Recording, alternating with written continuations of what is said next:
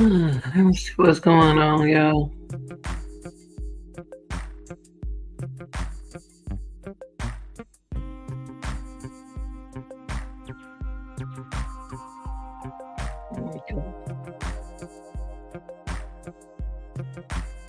They're gonna reconnect, y'all. What's up, Real Deal?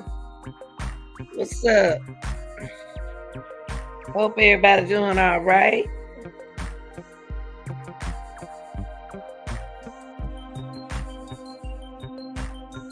What's gonna happen today is what's gonna happen today in court.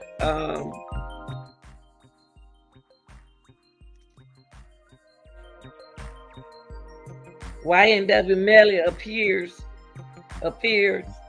in court today for a hearing regarding numerous motions ahead of his double murder trial. Double murder retrial. That's what we're going to do today. YNW Melly appears in court today for a hearing regarding numerous motions ahead of his double murder retrial. Okay.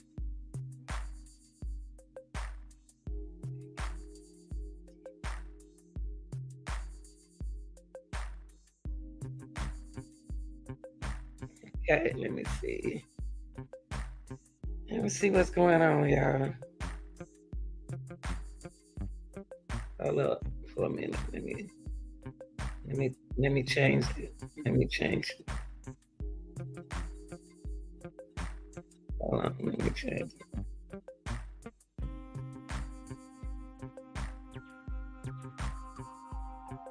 I don't know what's going on.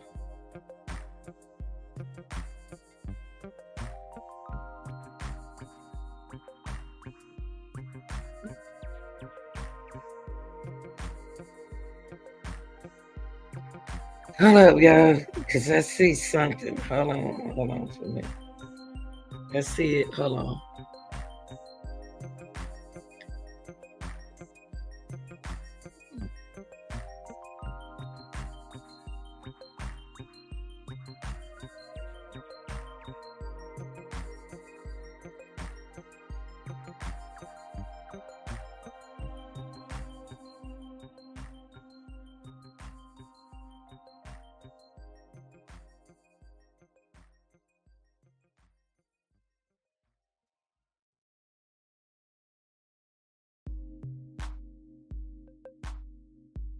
I don't know what's going on. I do not know what's going on today.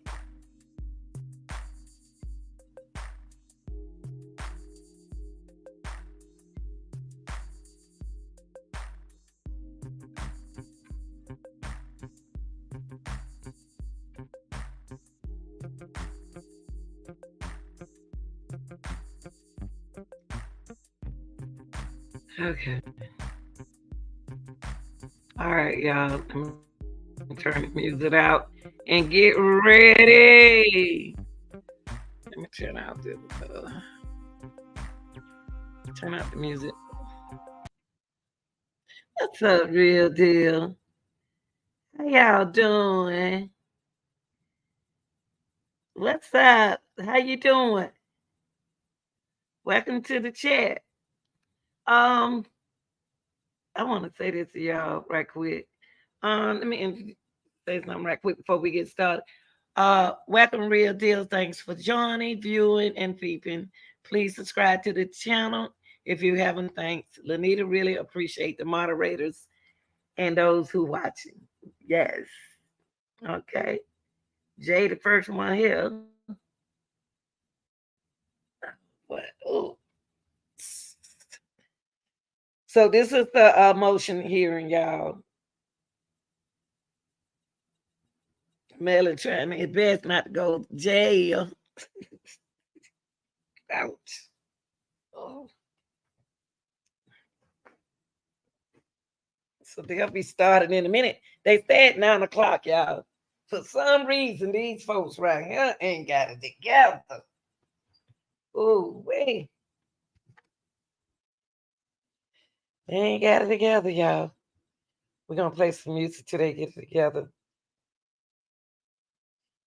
Yeah, come on in. Go get you something to eat, drink, smoke, whatever you do.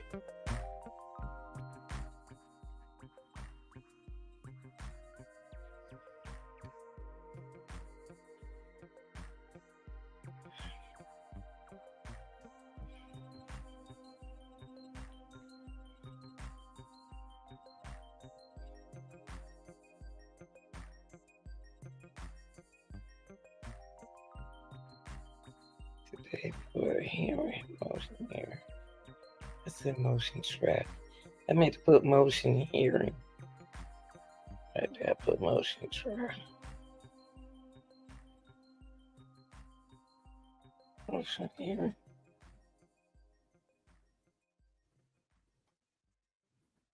All right, y'all. We ready.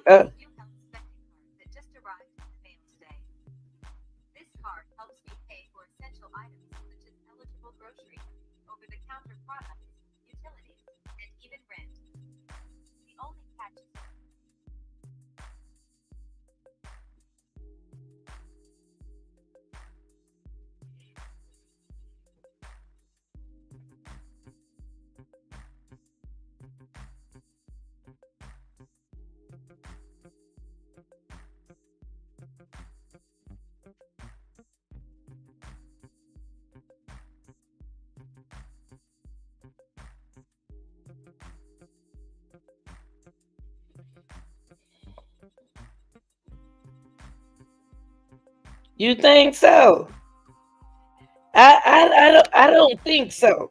I don't think so. I think that I think what's going on is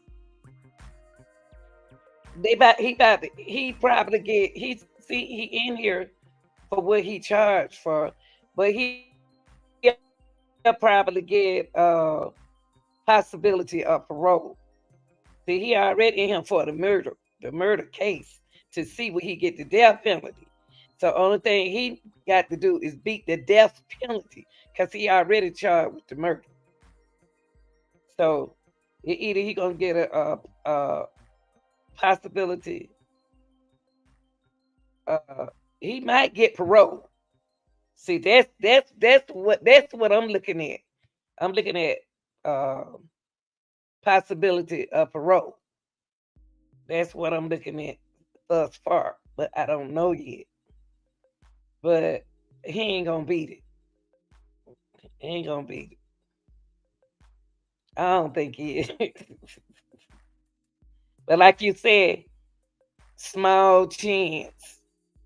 But I think he'll get the small chance for the possibility of parole. But I don't know because they don't want to let him out of there though. Gonna be up to the jury though.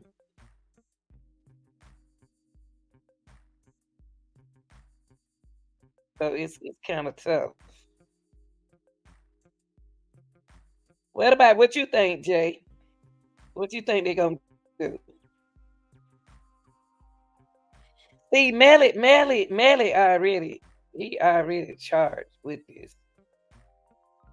Melly's scared right now. See what they doing. They don't realize that they making him nervous.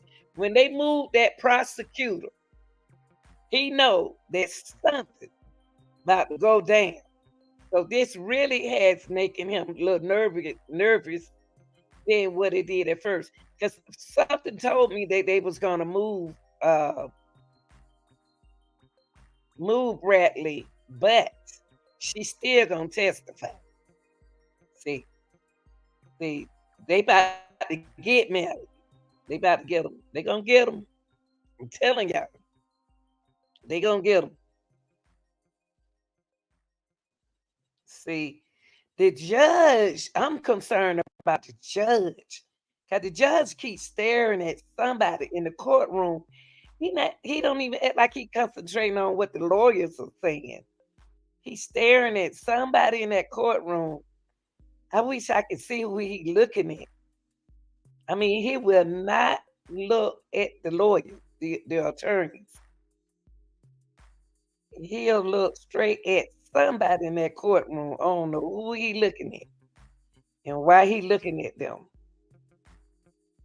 But he watching. He watching somebody. I don't know who it is. I don't know if he feel that it's something gonna go down in that courtroom or not. But something make me feel that they gonna get down in that courtroom. Somebody gonna do something. Cause this gonna get tough. See, Boylan ain't got it. That Boylan don't want to go to jail for life without possibility of parole. He don't want to do that. Both of them scared. Both of them. They about to tear them up. And y'all see, and the thing is, they don't know who this other prosecutor gonna be. See, they got that man. I like that man they got now, but he don't play. But the next person, please let it be a man. Please let it be a man. I wanted to be a man so bad. I don't want no woman. A woman don't need to be on this case. A woman, we need the men. We need the men's on this case. Yeah, hard men who gonna talk hard. See, they got Melly nervous. They got him shaking in his knees, but cause they got 22 witnesses, y'all. State got 22 witnesses. Come on now. See, they didn't want the witness didn't what it was, y'all. See, the witnesses didn't want Bradley. The witnesses didn't want Bradley. So now that they removed Bradley, they about to eat that girl up because she got to come up there too. She got to testify. She says she want to, but that ain't gonna be too good.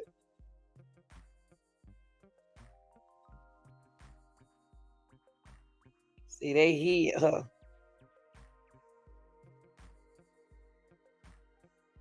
And like the mama text, the text message, the girlfriend mama sent boiling. Boy, it's tearing up Melly. It's gonna be good when boiling get out there. So Melly better do all he can. What he doing now is getting a chance to get himself straight because he gonna need it. He gonna need it. I wish they'll come on. They do this all the time.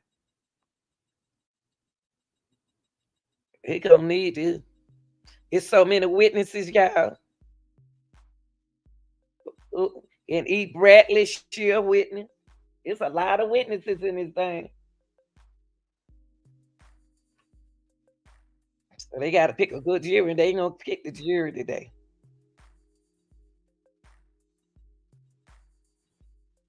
It's gonna be good.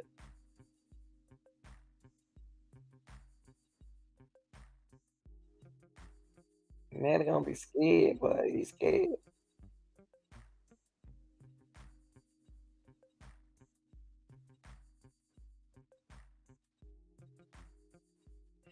See, the prosecutor believed that Melly shot them after they left that recording studio. And see, uh, uh, what his name? What's the boy name? Which one of them boys? Juvie was so comfortable. Juvie took off his shoes in the car. That way, Daddy said he took his shoes off. He died with his shoes off.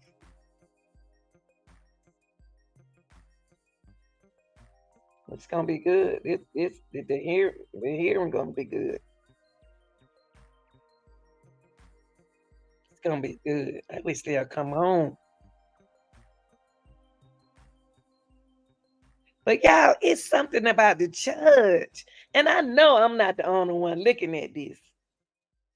It's something about that judge, y'all. It's something about that judge. I'm not reading him good. I'm not. Something he doing. I don't know who he looking at.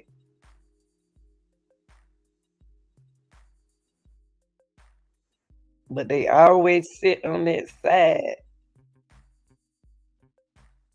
where Melly Mama sit at. I think Melly Mama sit on that side. But he looking. He looking. He looking in there. I don't know what's going on. Why I say it live and we don't see nothing?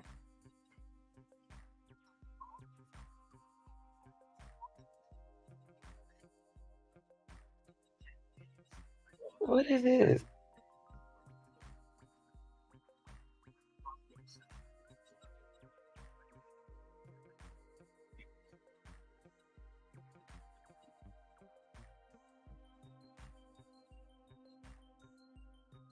That ain't came on.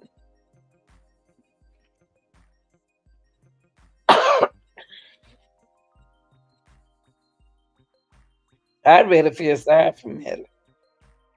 I don't feel sorry for him. I feel sorry for Juvie and Sat Chase.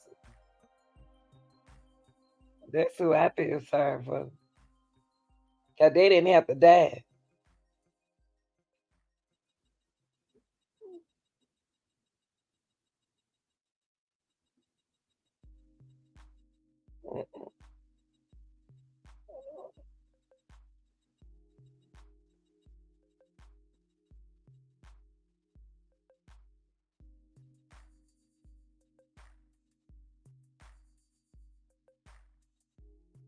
Yeah.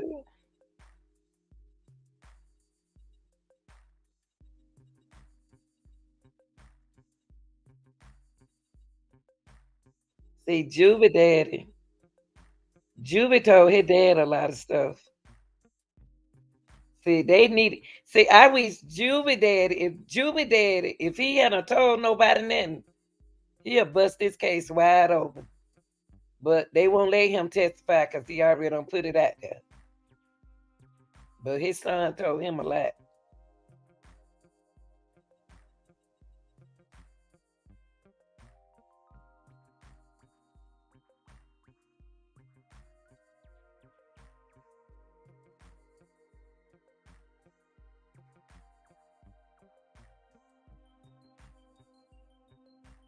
Let me let y'all hear Juvie daddy.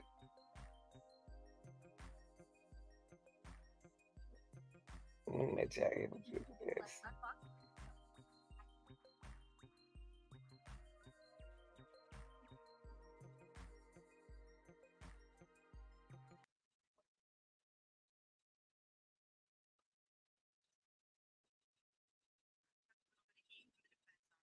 But she confronted Felicia Holmes on the stand. She treated her as a hostile witness. She was granted that permission to do so by the court. And there were messages even from back then where she was talking about how they said they would take care of us, this type of thing. That seemed like before she got on the stand, it seemed like somebody must have dropped the bag, as they say. Like That Juvie daddy. or something to get her to change from to go from how she was emotional about her daughter's safety and those messages, then to get on the stand and go total backwards. Something. It was a 360. It was something had happened. She contradicted, and everything she said on the stand, those messages is totally like it's contradicting everything she said. And in my book, she just wanted to free Melly, and anything that she said, that statement that will be negative against him, she don't remember. And the daughter, she said on y'all channel, like basically she was letting the world know she ain't gonna remember either. Well, we know what she told police back in 2018, 2019 when this happened. And we should let the viewers know that the prosecution does not expect Mariah Hamilton to testify in this second trial, this retrial. So they've asked the court to declare her unavailable, and they want to be able to use her prior sworn statements, that it was a statement to Detective Moretti. They want to be able to introduce that at trial because they don't believe she's going to show up. I believe she will.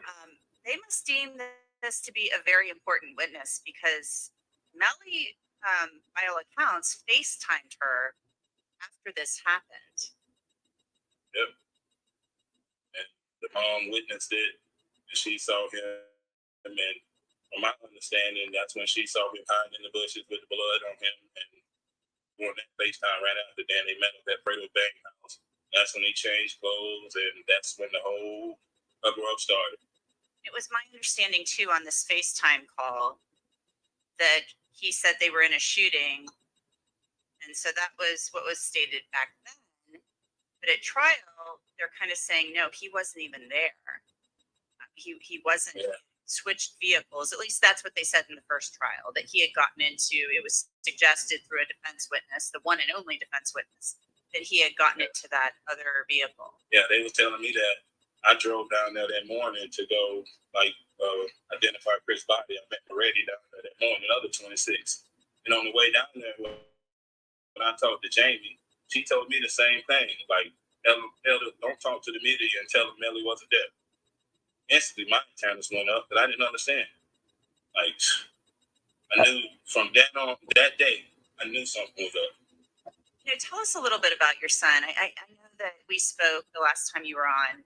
We talked about Chris, and you talked about your son, and I think it's important. So often, the people who lose their lives in these cases, they get lost in all of this. The talk turns about to evidence and burden of proof and things like that. But this is about your son, and this is about Anthony Williams, who is a son to another family. So tell us a little bit about your son, what you'd like people to know, maybe something you haven't shared What's my thought, Mark? Was a son. My thought on this trial is that Melly is guilty. Melly is guilty, but I think he's a possibility for parole. I think he's gonna get. I think he's guilty. Deep down in my heart, I believe he was in that car because he got in the car. He the only one was in that car. If if he wanted to be in that other car, he would have got in that car in the first place.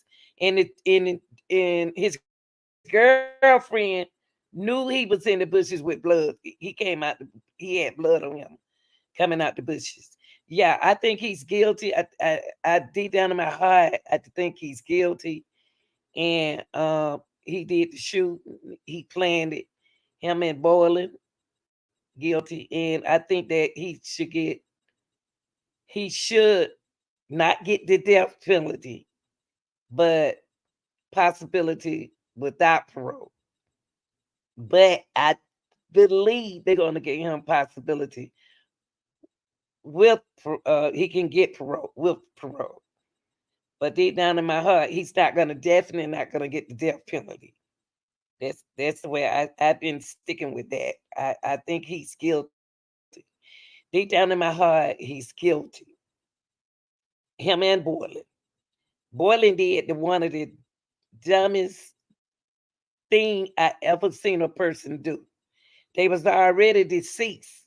Why would you get in the car with two deceased body and take them to the hospital instead of staying where you are? You already the car already shot out. You ran.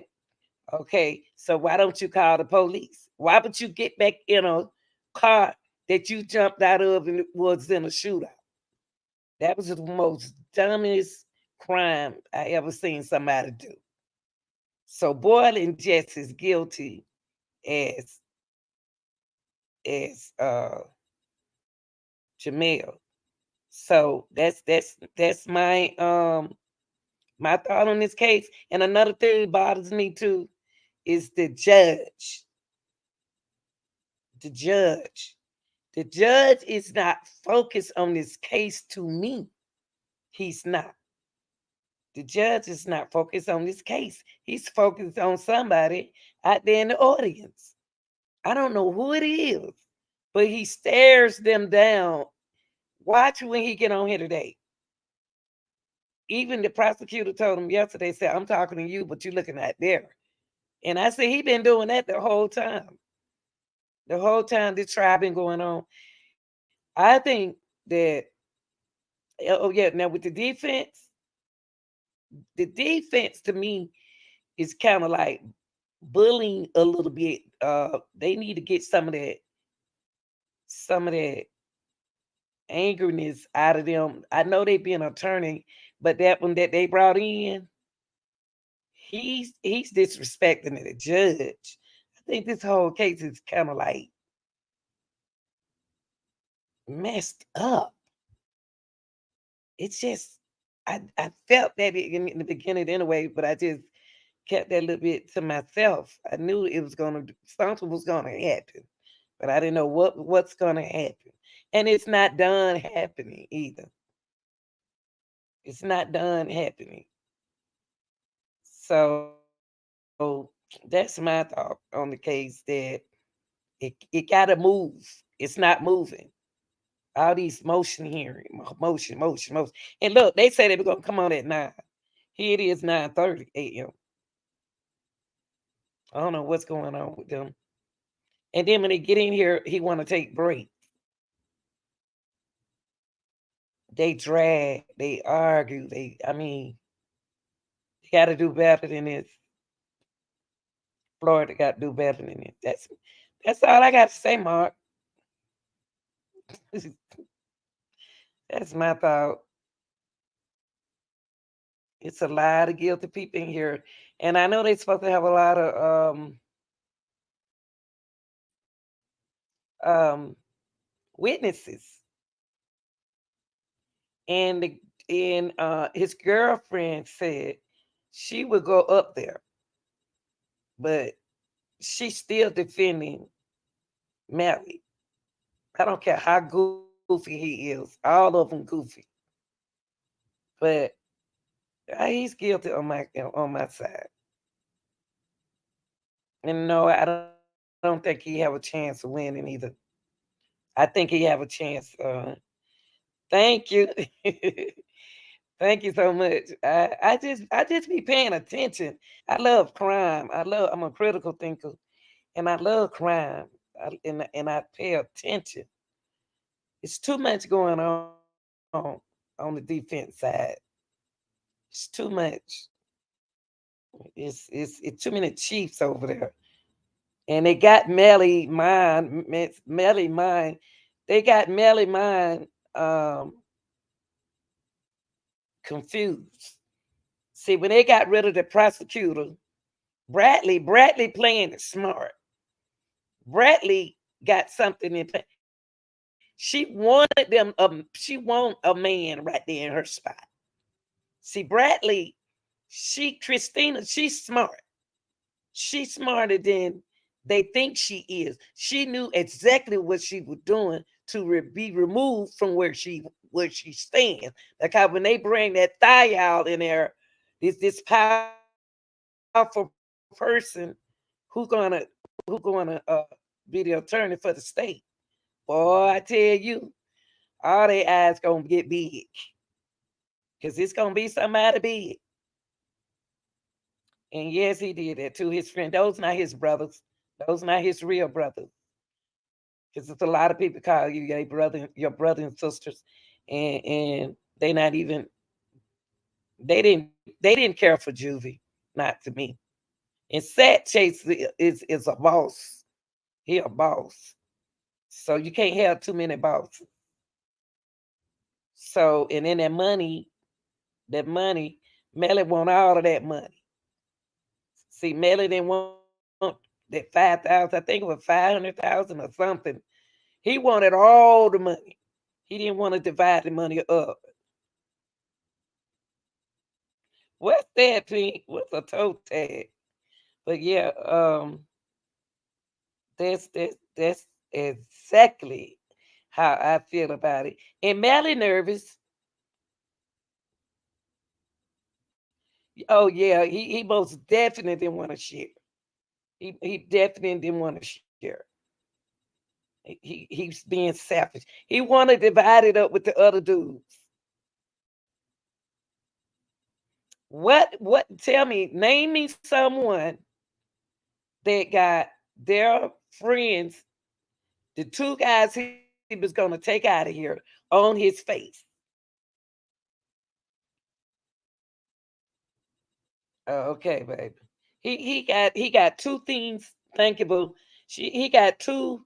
He got both of them guys' name that who's deceased name on his forehead, and on the side of his head. He do not have boiling name nowhere on him. If y'all ain't smart enough to figure that out right now, I don't know what to say.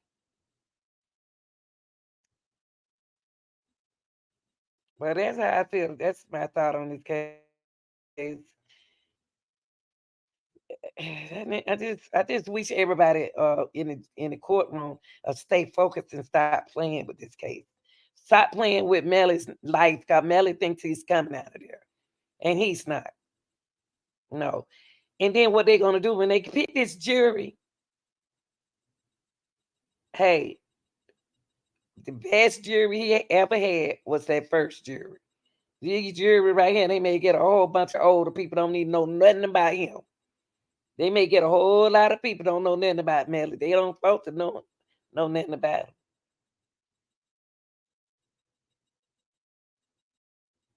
They a lot of them see they gonna try to pick people. What the defense gonna do is try to pick people who look like they listen to his kind of music. See, prosecutor gonna get somebody off. So I don't listen to his music. I just know his name. So they don't pick me because I don't listen to his music. And they wanted to use, now it's something that I don't like, that they wanted to use people names, the jury's names. You supposed to, when you call them jury, you're supposed to call their number. You're not supposed to say their name. You're supposed to say number 88. And then they ask you questions and stuff. They already know about you. They got your history. I know I don't think. I don't. I don't listen to his music. I don't want to listen to nobody talking about some murder on their mind. Love on my mind. But that's how I really feel.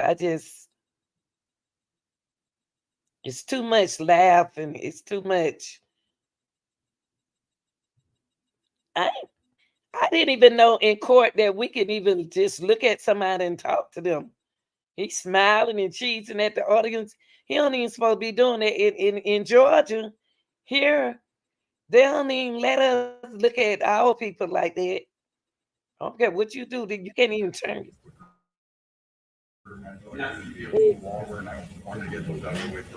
No problem with that. We would ask, Your Honor, that when that's funded, that you be allowed to sit at council table. Okay. You already told me, I need. All right. permission. No, that's fine. I just, we normally put them there by open next week. It's fine. Thank you.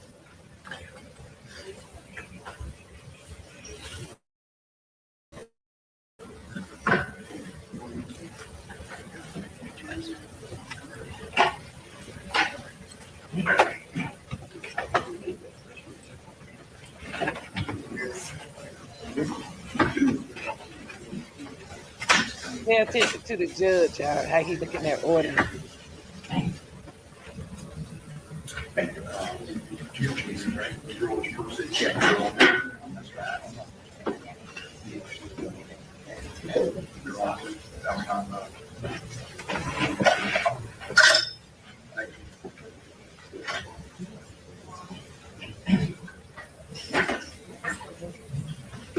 They want to sit in between there.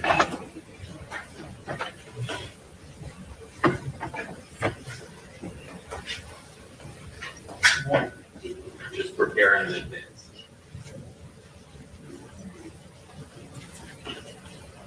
They made that man move. That's wrong. It's nice of you to join us. I was about to see if I would get in trouble. This is the stupidest thing I ever. We just, he's not up there. I had other cases, I want to get through those first. I shouldn't say it, that's, I don't want to be, I want to have those hearings first, I thought this would take one. Good morning. Good morning. Thought I said that, I'm sorry. I was able to see for my one. No pressure, no pressure. All right, we'll be in recess. Give us 3 minutes to talk that time. Sure, we're in recess. We gonna make sure she said that man.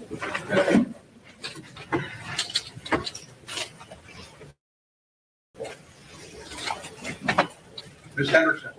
Judge. They sit there with the girls. I didn't say it.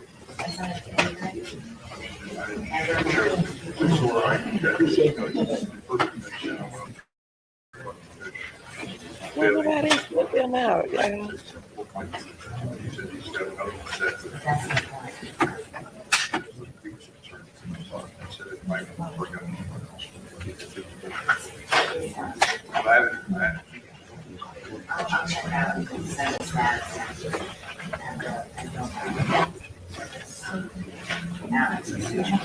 Thank you. Can I ask you another question? I was just talking about her in the hospital. We need to start talking to them defense lawyers.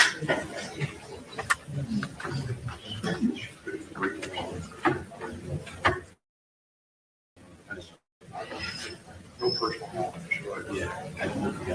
So Mike, did you hear that?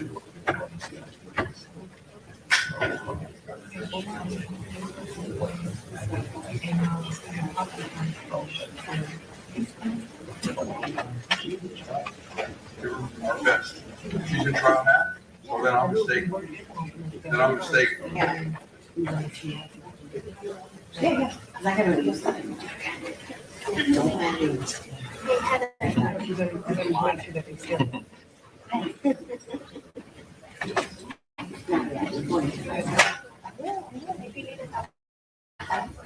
Good. How are you?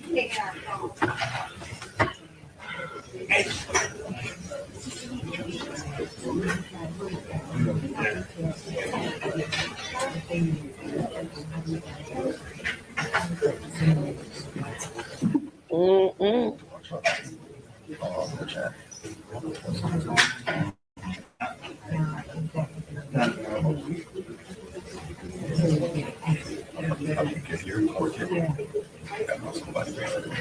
Yeah.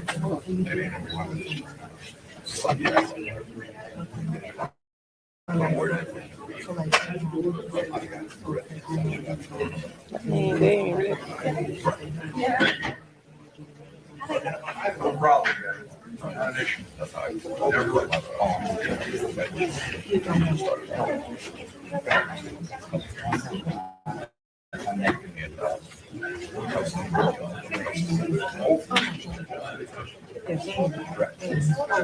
Right thing.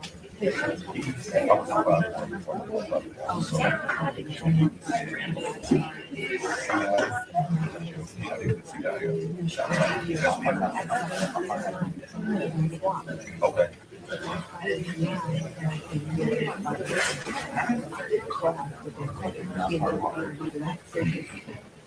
I know me need to sit down. Leave out with prosecutors alone.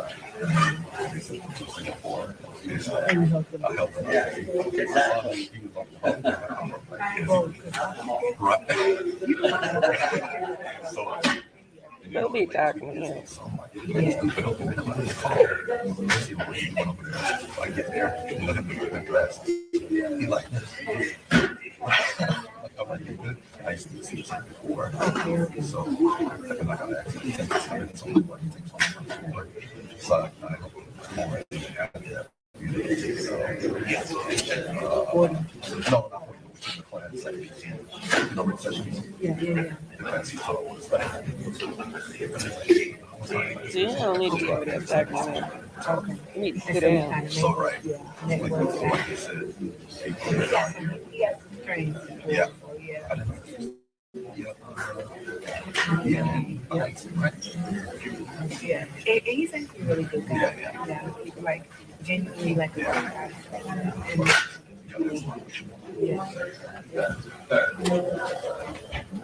I'm funny because I was gonna say it's definitely about who you know. The names is about who's trying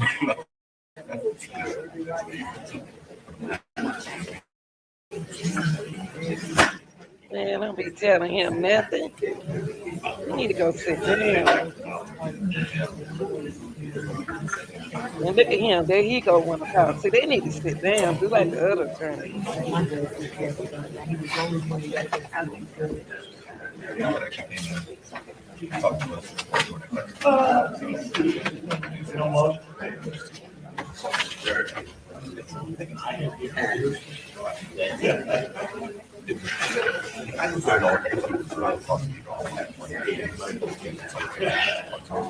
Yeah, he ha. They gonna check him out later. Oh, really? Yes, yes.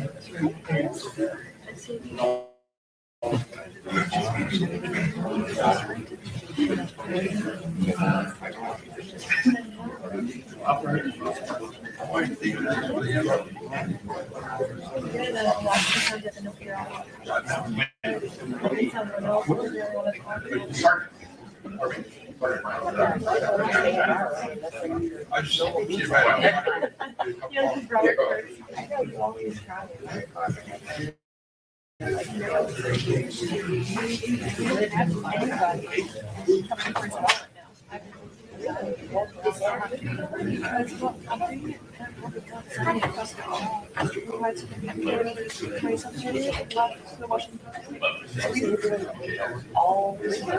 No, flowers.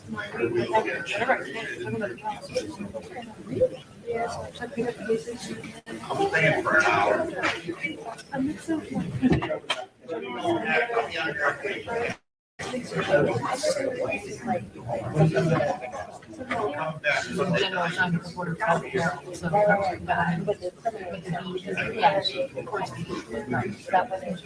No, that's just because Where they go? Oh.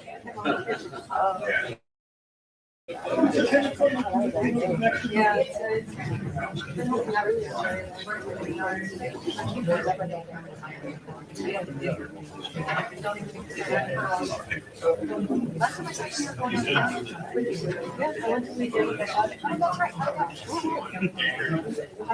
do it all, photo, video. The Brad Pete's in there. Saturday, but I have family Saturday. I've been there many times. I'm very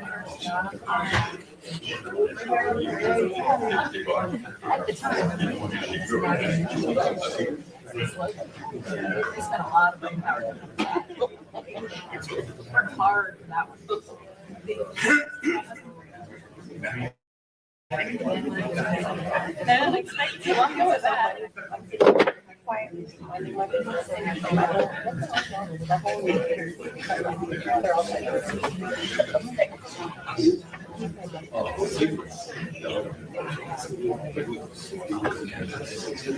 I gotta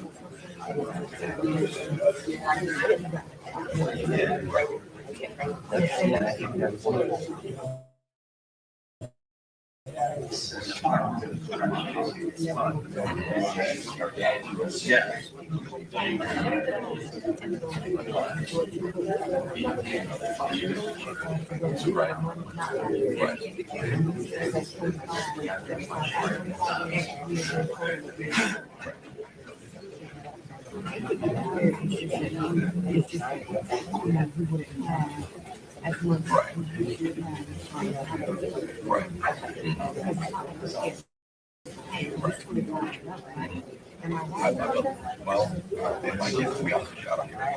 So a lot of my decisions were zero. But I'm playing around with the website.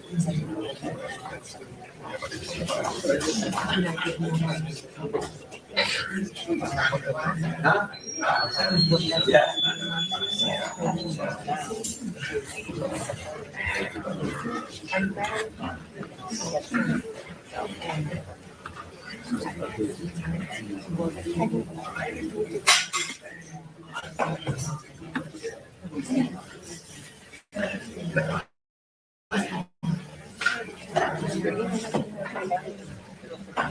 Come to order, remain seated. Court's back in session. I don't know why they got the handcuffed and Hey, Georgia, looking for quality, affordable health insurance? At georgiaaccess.gov, there are many. Agreement begins November 1st. Georgia.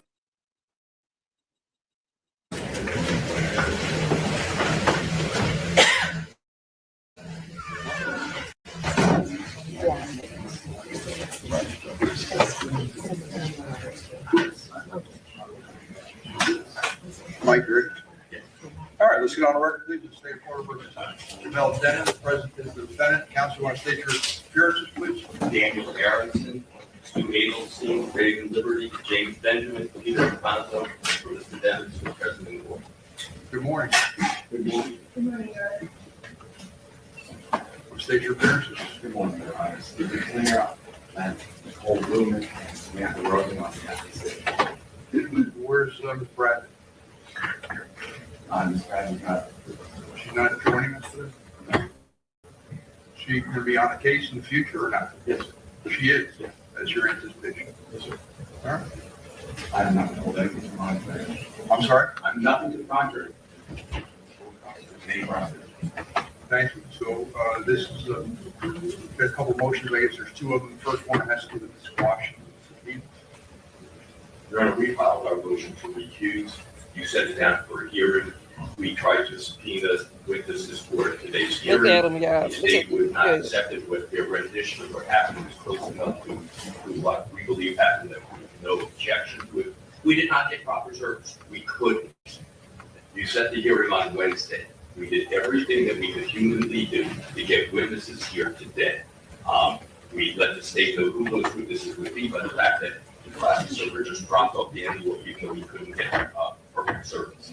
So their motion to quash is probably well taken because we did not get proper service. But all we're trying to do is move this case along. All we're trying to do is have a hearing and have the witness before you. I probably need the help of this court to order the witnesses to show. I don't know what else to do.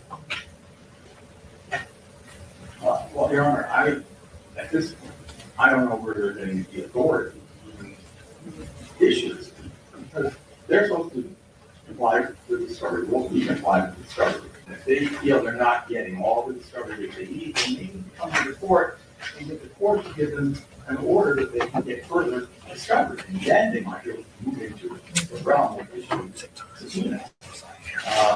Look at the judge out. He is not looking at them. And that is, maybe I'm not having enough, maybe that happened, but I don't believe that there's any motion made and that there was, the asset justice requires further discovery, to be granted by the court. So, it's very scarred again, but I'm not sure where all that, the scheme and the wants of investigators coming from. They've been given the basic, they know what the alleged, Brady statement is. I think they need to come to this court and ask the court for discovery and let the court know they're not getting and what they want before they can go ahead and issue subpoena. Your Honor, first of all, I just want to point out, this was not a subpoena for a discovery deposition. This was a subpoena for them to show up to court today, so you could have a hearing that you set. So that we can have witnesses for this hearing. It had nothing to do with discovery. It was for attendance at this hearing. We were going to deal with the discovery issue separately. We're happy to deal with it right now. But that's a separate issue than having witnesses to testify before this court when this court sets a hearing. And Judge, there's a little more to it. We filed a response to the motion to quash. And I'm sure by now you're obviously familiar with it. And in that document, we cite the specific provisions of 3.220, which have provisions for just this very thing, that the time limits can be altered by the court for good cause. What could be more good cause than the Honor's response setting a hearing for Friday, that speedy trial is running, that we've just become aware of what we think is a major transgression by the lead officer in the case, that we have 4 different Brady notices that are all different, that this happened in October of 22, and the state attorney's office sat on it through a whole trial, and up till a couple weeks ago, when we received these Brady notices. Can I So- stop you for a second? Sure. In your response, this is the motion that defendant Mel Devens responded to state's motion to quash subpoenas and or for protective order.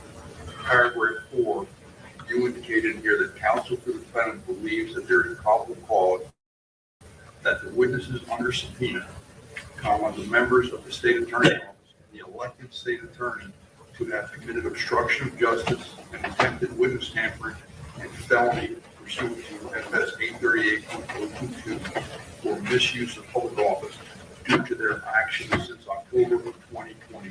That's what it says, Your Honor. That's right. Very serious allegation. Very serious allegation, very serious, we believe, alleged conduct. So I want to know what the good faith basis that you have is for to make that statement. Filed in the court file.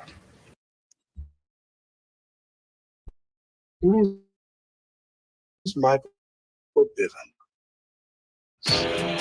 Michael Sisson. Position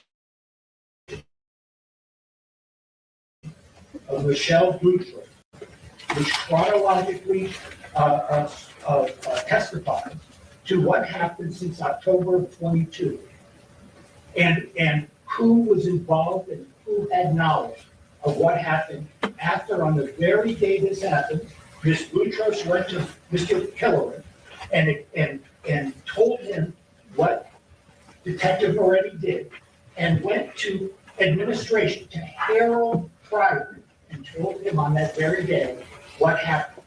And they sat on it for 11 and a half months, where a whole trial took place, where hundreds of thousands of dollars in legal fees were spent without knowing this absolutely vital impeachment evidence that is clearly Brady for a year. So they had meetings about it, and we're trying to ferret out, because Your Honor says, what's our good faith basis? What a career prosecutor in the public corruption unit of the state attorney's office testified to under oath. And number one, Miramar Police Department was made aware of it. Number two, the head elected state attorney was made aware of it.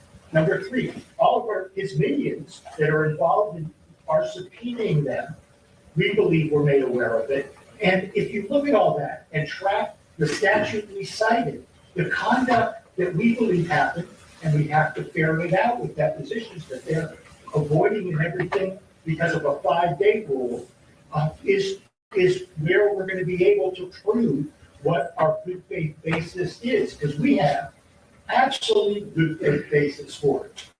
And we'll stand on that based on Michelle Boutros' statement under oath testifying about this. Do you have anything other than that statement of Ms. Boutros in the deposition? Not yet. That's why we want to take the discovery of these individuals. What else could I have? If they deep six this. That's all I'm asking you. No, Judge, that is the starting point of where we need to go. And in order to develop it at this very late date that we just found out about this activity, the only way to do it is to subpoena these witnesses that do not have work product protection. And they shouldn't have a 5-day rule protection. That's fair enough. Maybe there's an explanation. I couldn't, in my wildest dreams, think of what it could be. Maybe they should get their own lawyer. Maybe they should take the fit. But we need to ferret it out, because what more should we have before Your Honor than a sworn testimony from a career prosecutor in the public corruption unit who testified to certain activities of not only herself, but Mr. Killoran, Ms. Bradley, and everything else. And I do have other evidence. If you look at how many Bradley? Over 3 in a row. The 4 Brady notices, that they all contradict each other. And one of them was signed by Mr. Killoran, who's not even a lawyer in this case. He's the public corruption prosecutor.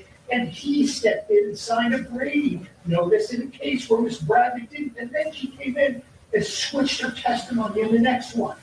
What could be more compelling a good faith basis than to show the actual prosecutor on this case, the homicide prosecutor that tried the first case without telling us anything about Moretti, is now changing her story 3-4 times. Well, this happened in October 22. So that's additional good faith basis for us to find out how and why we believe there's probable cause to believe they violated the law. If you look at the statute, the specific paragraphs cover contact just like this, just like they used to try to allege that Mr. Devins did witness tampering. They did the same thing. And we're going to prove it by having these people testify. We'd like to take their depots. We filed papers to try to do that in the last couple of days after Your Honor said it, but we haven't yet. So we want to have them testify in court today.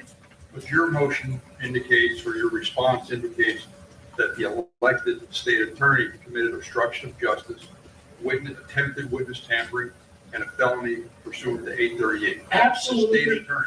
Absolutely, the state attorney, the elected official, Harold Pryor. We have we have good faith belief that he sat on this. Well, you have more than that. You're saying you have probable cause. I think there may be probable cause based on. I think there may be prosecutor's- probable cause. Judge, if you quibble over this, you can do that and I'm do what you quibbling want. over, this is a serious allegation. This is a serious matter. That's right. This is an absolute serious matter I that agree everybody 100% sat on with that. and hid under the carpet for a year. I don't know that everybody did, but You don't know? So why are you asking me why I'm doing it? Because we. Hey, you need to come here for us I now. am so excited today. I am. You going need to to be getting judge now, Judge. You need to straighten that out. We allege it and we need to ferret it out. And it is a serious, Yeah, but because it's serious, you don't think that Mr. Denning sitting over there isn't thinking this is a serious matter where this life is on the line, where the state I think attorney's that's a office. serious charge too. I'm not minimizing. It's not two. That's why we're here, Your Honor, with all due respect. With all due respect, it's a serious matter, but so is allegations about corruption in the state attorney's office at the highest point. And when I read Ms. Boudreaux's deposition, somebody provided it to me. I assumed it was your office. I don't know if you did or not, who gave it to me, but somebody dropped a statement off. I thought Ms. Boudreaux, who I know for a long time, Let 'em tried do many it. cases with her, indicated that the state attorney's office told her to be honest, straightforward, tell the truth. So why would you believe testimony like that says that Mr. Pryor knew about it the day it happened and didn't do anything about it? There wasn't any investigation by the very unit that investigates stuff like this, like the public corruption unit, that Killeran sat on it because he knew about it the very day for over a year. Watching a first-degree murder case be tried without even investigating further this allegation. You know, there's a lot of things that trained police officers can do and investigate things such as an allegation like this, and they did nothing. And we're gonna be able to, once we get them to testify, show that nothing was done. And they deep six this serious allegation in a first-degree murder case, and there's testimony when if they told her to tell the truth. And you know her for a long time. I know her for a long time. We've had battles in court against each other and walked out and shake each other's hand because she's a professional. And she testified that Harold Pryor, the elected state attorney, knew about this the very day it happened. And nothing ever was revealed about it until the last couple of weeks. If this court doesn't think that's important and isn't I think it's very possible. important. I think everything in that deposition is important, but I also thought Ms. Boudreaux indicated that it wasn't the position of the state attorney's office or the Mr. Pryor or the individual supervisors to go ahead and review what was done by whoever's involved in the case, that they anticipate and expect that the prosecutor handling is going to do whatever Brady notices around. Well, let's find out, Judge. That's why we're here. Wasn't that in the deposition on my? I mean, that's what she said, correct? She said what office policy is. Correct. I thought that they were told they couldn't testify about, so they cherry pick and choose which office policy they'll reveal. But she indicated in the same depot, she was told not to talk about office policy, but she did. So we got to ferret this out. Whether or not, if that happens or not, when there is an allegation against the lead detective in a first-degree murder, that he lied in front of a career prosecutor that's brought to the attention of the elected official, they can't hide under, oh, we don't review every Brady violation. This went all the way to the top of their office the day it happened, and they did nothing, I believe. And I believe that is violates that statute. And I believe that in and of itself, based on one person's sworn testimony, is probable cause. But, Your Honor, I believe, based on your body language, with your arms crossed and a scowl on your face, looking at us like we did something wrong, should be I much think more. this is really serious. This is so serious. Why do you think we're all here? Why do you think this has blown up like this? Not because we did something for a year. It's because the state attorney's office, Mr. Pryor, who directs the office, who was elected by the people of Broward County to do justice, not to win cases at all costs. We believe knew about it and participated in a conspiracy to hide it. And that's what we believe, and that's what we pled, and we stand behind our pleas. Thank you. Where's Miss Brad? I don't understand why she's not here? I believe she has a deposition. Folks, this morning, she has a deposition. You don't have it scheduled, but you have things planned. It's not like you're going, I'm sure, have other matters that we have to handle. This is an issue where the way I understand the theory of defendant's theory is that Ms. Bradley is going to become a witness in the case. That they believe that depending on what is said by Detective Rder, that if there's evidence that based on a flip-flop in the Brady notices, if they come back and they want to use Ms. Bradley to impeach her, to impeach Mr. Detective Rder during the trial, that they have good faith basis to call her as a witness in the case. So how am I supposed to let an assistant state attorney stay on the case if she's a possible witness? Well, you know, this is all moved way past the way normal Brady issues would be handled. Right? So if some Brady possible may Brady issue comes to light, what happened? Well, if you don't know what it is, you just think that the defense just thinks that there's something out there that they don't know what it is, it falls back that the state has its obligation to notify a Brady if they feel it, and if they don't, and eventually it comes out that it really truly was Brady, and then it goes out to a new trial, well, the order by the health for it. This isn't, in general. If, however, they've got more specific indications of what the Brady material could be, they can come to the court, give them easier to look it over in camera, and make a decision as to whether there needs to be any further investigation. Typically, what I do when I have a Brady, there's some issue about it, the prosecutor who's involved in it tells me, she comes in here, she's got an obligation of candor to the court, and I ask her a question, and she advises me as to what's going on and why there's a change, why something like that. But she's not here. This is her case. Yeah, why we spent is she 2-3 not months there? trying the case originally. It came to a hung jury, but she's not here for this. I don't understand that. Forgive me, I don't understand it. It's her case. She's supposed to be here. These allegations are very serious, and they include her, include allegations of her, and I don't see her in the So form. why is she not there? Well, I can explain it. The court wants her here as the lead counsel and on the case. I would think she'd want to be here. Pardon? I would think she'd want to be here. Well, having been issued subpoenas, I knew that. I think there's more of Why is he say that? it makes it different versus her just being here versus the lead prosecutor. How is it? How does it make it different? She's the one who signed three different Brady notices, and they're different. How is that she doesn't think she should be here for this hearing? Stop paying for What in the groceries. world There's a is new going $1,400 subsidy available I told you. for Americans who make less than When they're in, as well from trying the case, and she's not here. Forgive me, I don't understand it. Why don't you find out Where where is she's at? Make a phone call. We'll take a recess. Make a phone call, find out where Why she's she at. not I at don't court? understand it. I don't understand. See, they playing with that judge. They playing with that judge.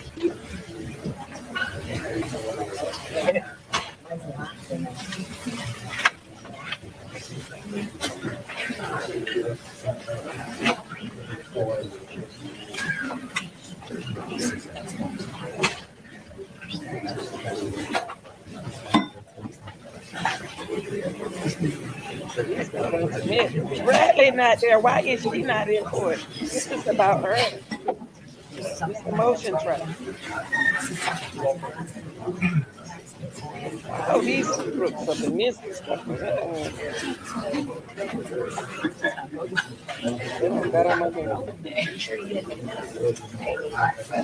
then the prosecutor go sit up there and say, hello, Jackie. And then the prosecutor go sit up there and say, I don't think she want to be here. Ain't up to her. Good morning, dog. I still love you. Hey, they told me.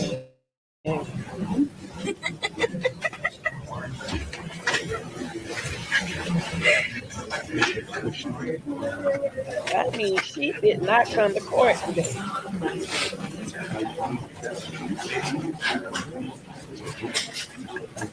Got Melly think he about to play fair case. Yeah.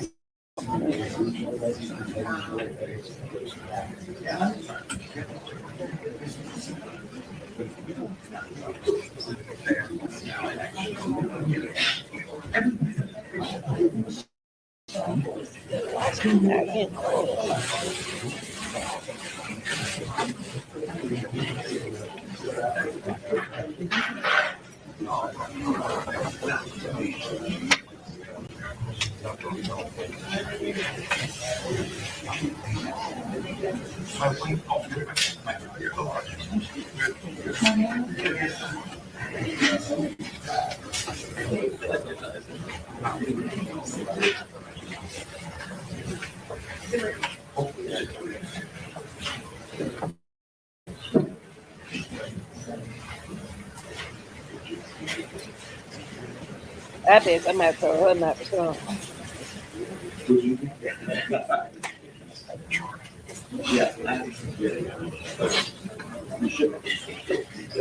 I don't want to see Max. Let us see what they're doing in that courtroom.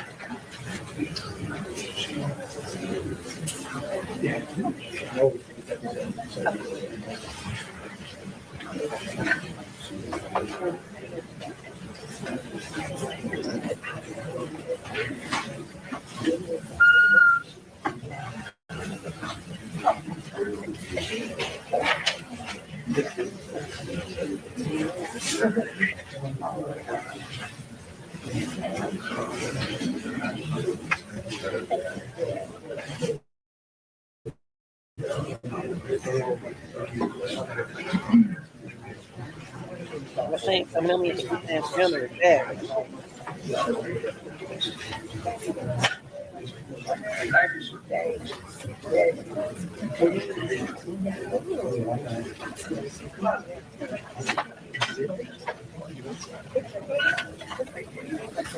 And look at him. And he ain't got no business over there talking to them. He the prosecutor.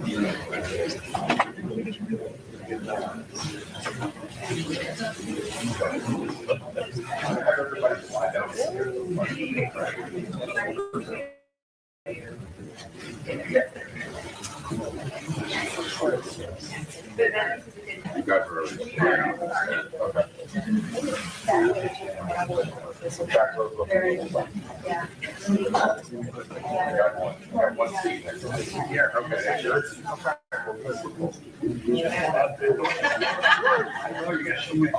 Here said she Bradley left. He been all wild, but she can't talk her.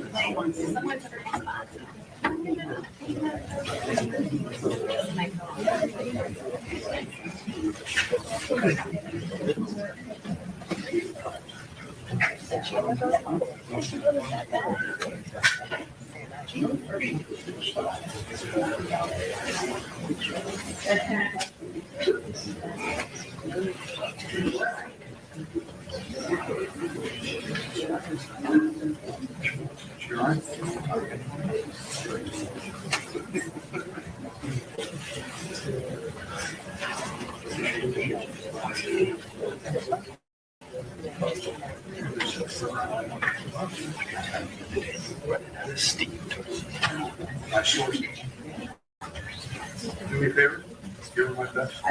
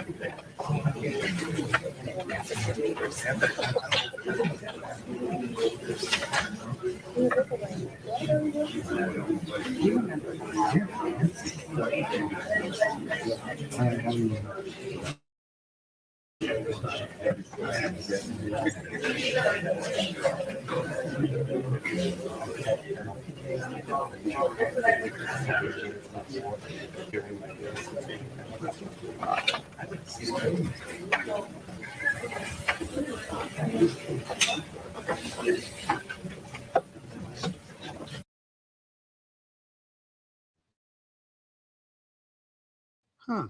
How long have you been tracking our car's value with Carvana? Just like 7 months. Should we sell it? We hold.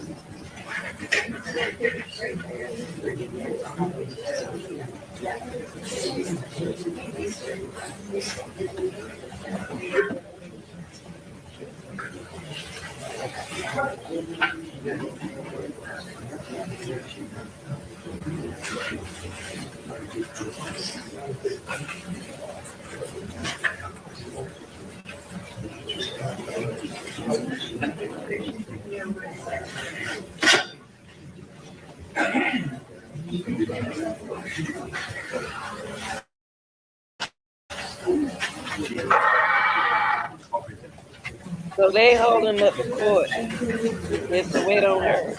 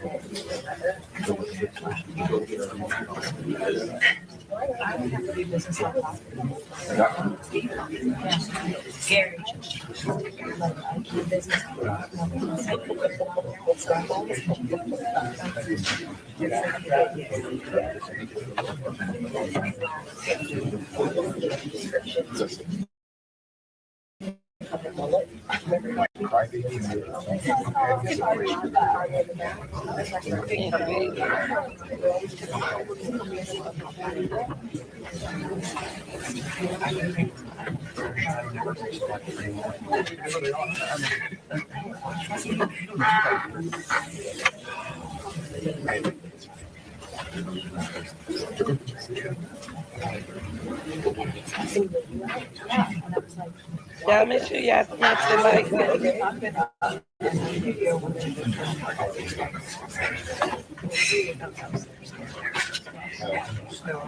Why nobody got handcuffs on them?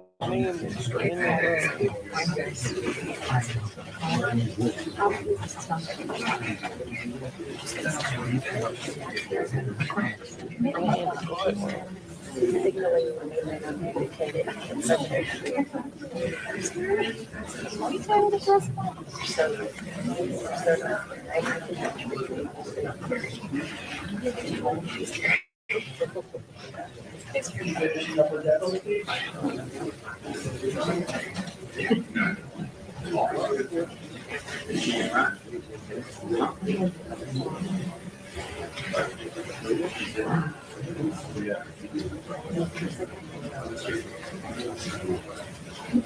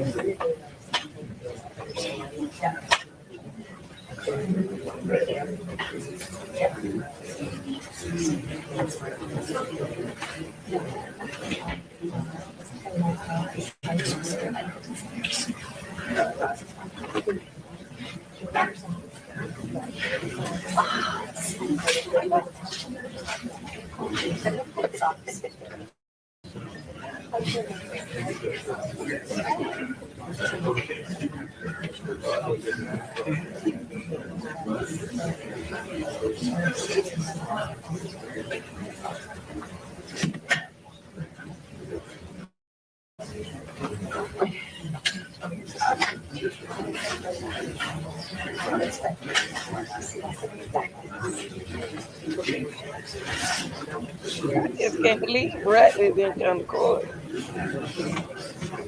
I wonder why she didn't come. That's what this is about. Motion here.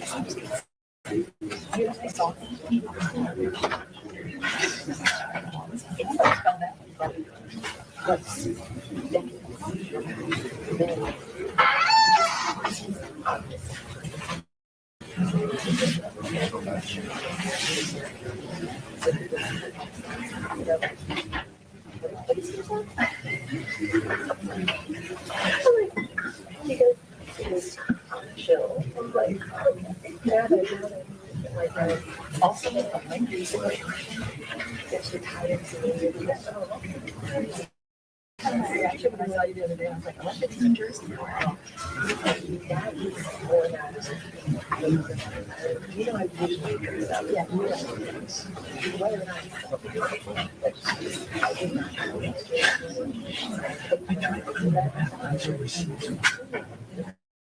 Mike, you there? Yep. All right, let's go on to Rder. Yeah, State of Florida versus Dennis. Quiet, please. Quiet, please. As well as Bradley. Bradley. Good morning, Eric. Good morning.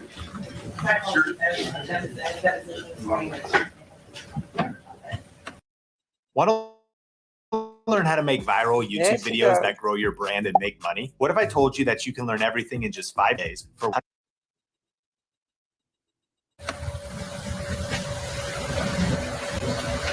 I thought you'd been here, but regardless, I didn't want to go any further without you being here because all the stuff is about your credibility, your integrity, and everything else. So I thought you needed to be here. Understood. All right. So let's go forward this hearing. You call witnesses. Rather, we're going to call witnesses. Call your first witness. I was hoping, first of all, I don't know if all my witnesses are here because I tried to subpoena witnesses. The state wouldn't accept it, so I don't know who's here as witnesses. I know right now that Ms. Boutros is sitting in the courtroom. I don't know if she's well enough or feels well enough to testify. I'm certainly hoping that she does for my purpose, but more for her purpose, that I hope she's really good. And if she is available, I'd like to call her as a witness. Ms. Boutros, is I'm that okay. why you're here? Yes, Your Honor. Come on up. You okay? I am. I'm okay. Thank you.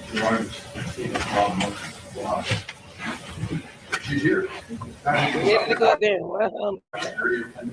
Defense, right, there's a pending motion quash. Defense basically said they agree with the motion, which way I understood it, that they served incorrectly. So the motion quash is granted. Ms. Boutros, excuse me, Ms. Boutros is here, and my understanding she's willing to testify. So they want to put her on and call her as a witness. They can. All right. Your Honor, I would just like to clarification. What we acknowledged was we could not get proper service because of the timing. If I misstated that, that's what I understood you said, that you agreed in principle that the procedure wasn't followed because there wasn't enough time. Correct. But you agreed with them that the idea was that the motion technically should be granted. That's the way I understood it. We're on the same page, exactly. But the bottom line is we're going to need the court's assistance to get other witnesses if we're going to complete this. Thank you. So you want to swear in the witness, please? We'd like to vote for the witness because Christine Bradley is one of the witnesses. So we got a problem. And Then call her first. I'd rather not, Your Honor. we can't call it first because we have to establish certain things on the record before we call. Your Honor, in fact, I was expecting to call her last. Without her having the opportunity to hear the other witnesses, because we feel a credibility is in it. And the rules provide for her not to be. The rules provide for what? Another witness in proceeding to not be present when another witness testifies. And Ms. Boutros, you step down, then you call Ms. Bradley first. You call her first.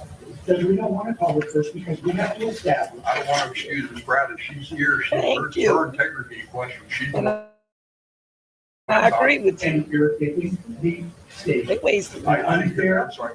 I didn't hear that. They wasting time, and the judge needs to take over this To have courtroom. the subject matter of this proceeding here, testified first before we establish all of the other evidence from the other witnesses. And certain evidence from those witnesses will be absolute subject matter for the testimony of Ms. Bradley, because she's the one that is the subject matter. So if we do it in that order, then we're not going to be able to have all of the evidence that we believe shows why this prosecutor, Ms. Bradley, should be recused. So if we let her go first, then we can't adequately cross-examine her or represent Mr. Devens with adequacy because we don't have all of those things necessary. So in that, just in the very issue of order, prejudice is the defendant and it makes the state an undue advantage. And, I don't want to go belabor the motion to quash, but we have evidence that Ms. Bradley told us she's not coordinating depositions and we have to subpoena the witnesses. They don't waste so much time. Friday, and this was offered when she knew already that Your Honor had set a motion for Friday, and it was less than 5 days, and then the same office comes in and says, oh, it's less than 5 days. And the judge not even missing. Look at This him. is not the way to carry out justice. And having her testify first isn't right. We're going on. As far as the email we talking about, that was your deposition was not. We're going to just, no, we're not going to coordinate. Y'all see how the judge, No, we'll say, y'all see how the you'll judge accept sitting in the audience. service. Bring him over, normal service, and it's within the time period. We're thinking, no one was You're not ever even saying looking we're at not them. going to accept any of these subpoenas. And those forms of deposition. I'm not talking about that. I'm talking about counsel suggesting that Ms. Bradley should be waiting outside. I don't think Ms. Bradley should testify. Ms. Bradley's not on this. It's, she should not be, no one should be allowed going to work product or opinion evidence or her thinking on a case. I see absolutely no reason for her to be taking the stand at all today. We will not have, sorry, I didn't mean to interrupt you. This is a discrete issue. It's not talking about her mental impressions or how she's going to try the case or anything like that. They're not going to work right. They're not going to ask questions regarding that. If you do, I'm sure you're going to object, and I'll sustain those objections. This is a discrete issue. It has to do with the notices that were sent. Judge is killing the state. But at this point, I think incorporating the part for the court, and we're seeing it get to the whole Brady issue and skipping over everything else. The only thing on the docket for today was the disqualification of the state attorney office and whether they had shown actual practice. And that motion should be, as I argued in the response to that, policy, denied. That's what was on the docket for today.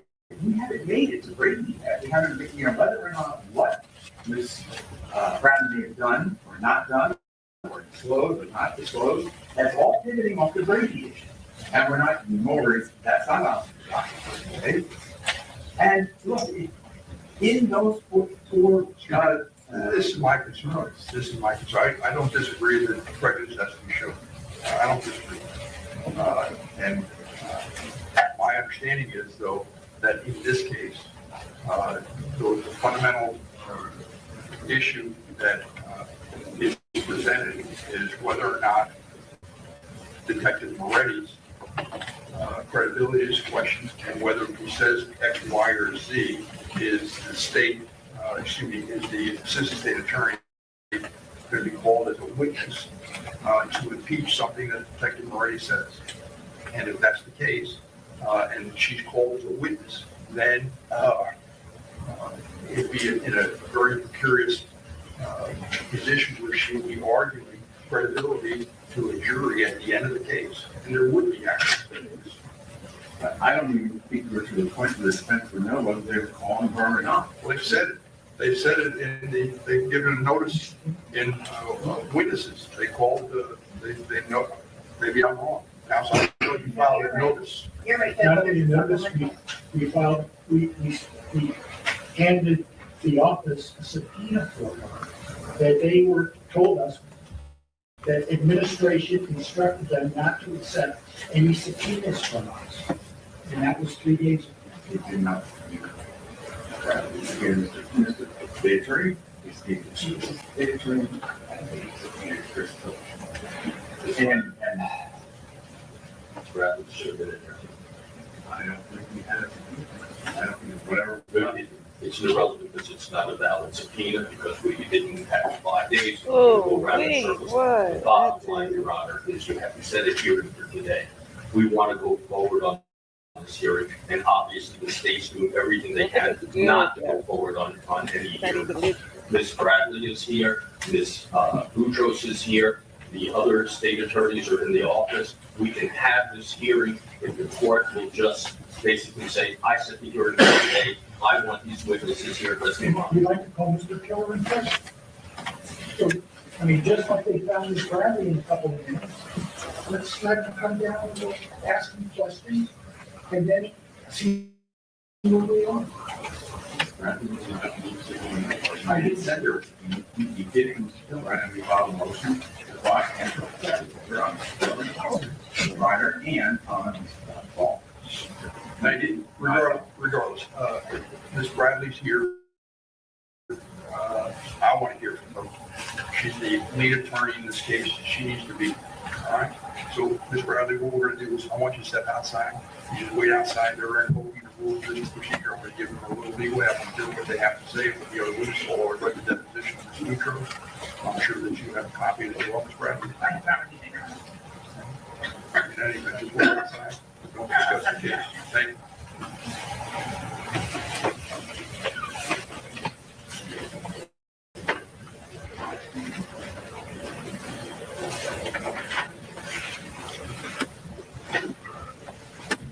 Ms. Boutros, before we get started, I wasn't aware that you were ill, and I apologize.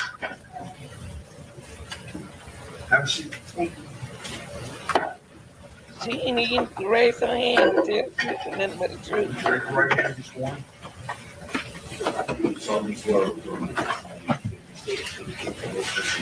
I do.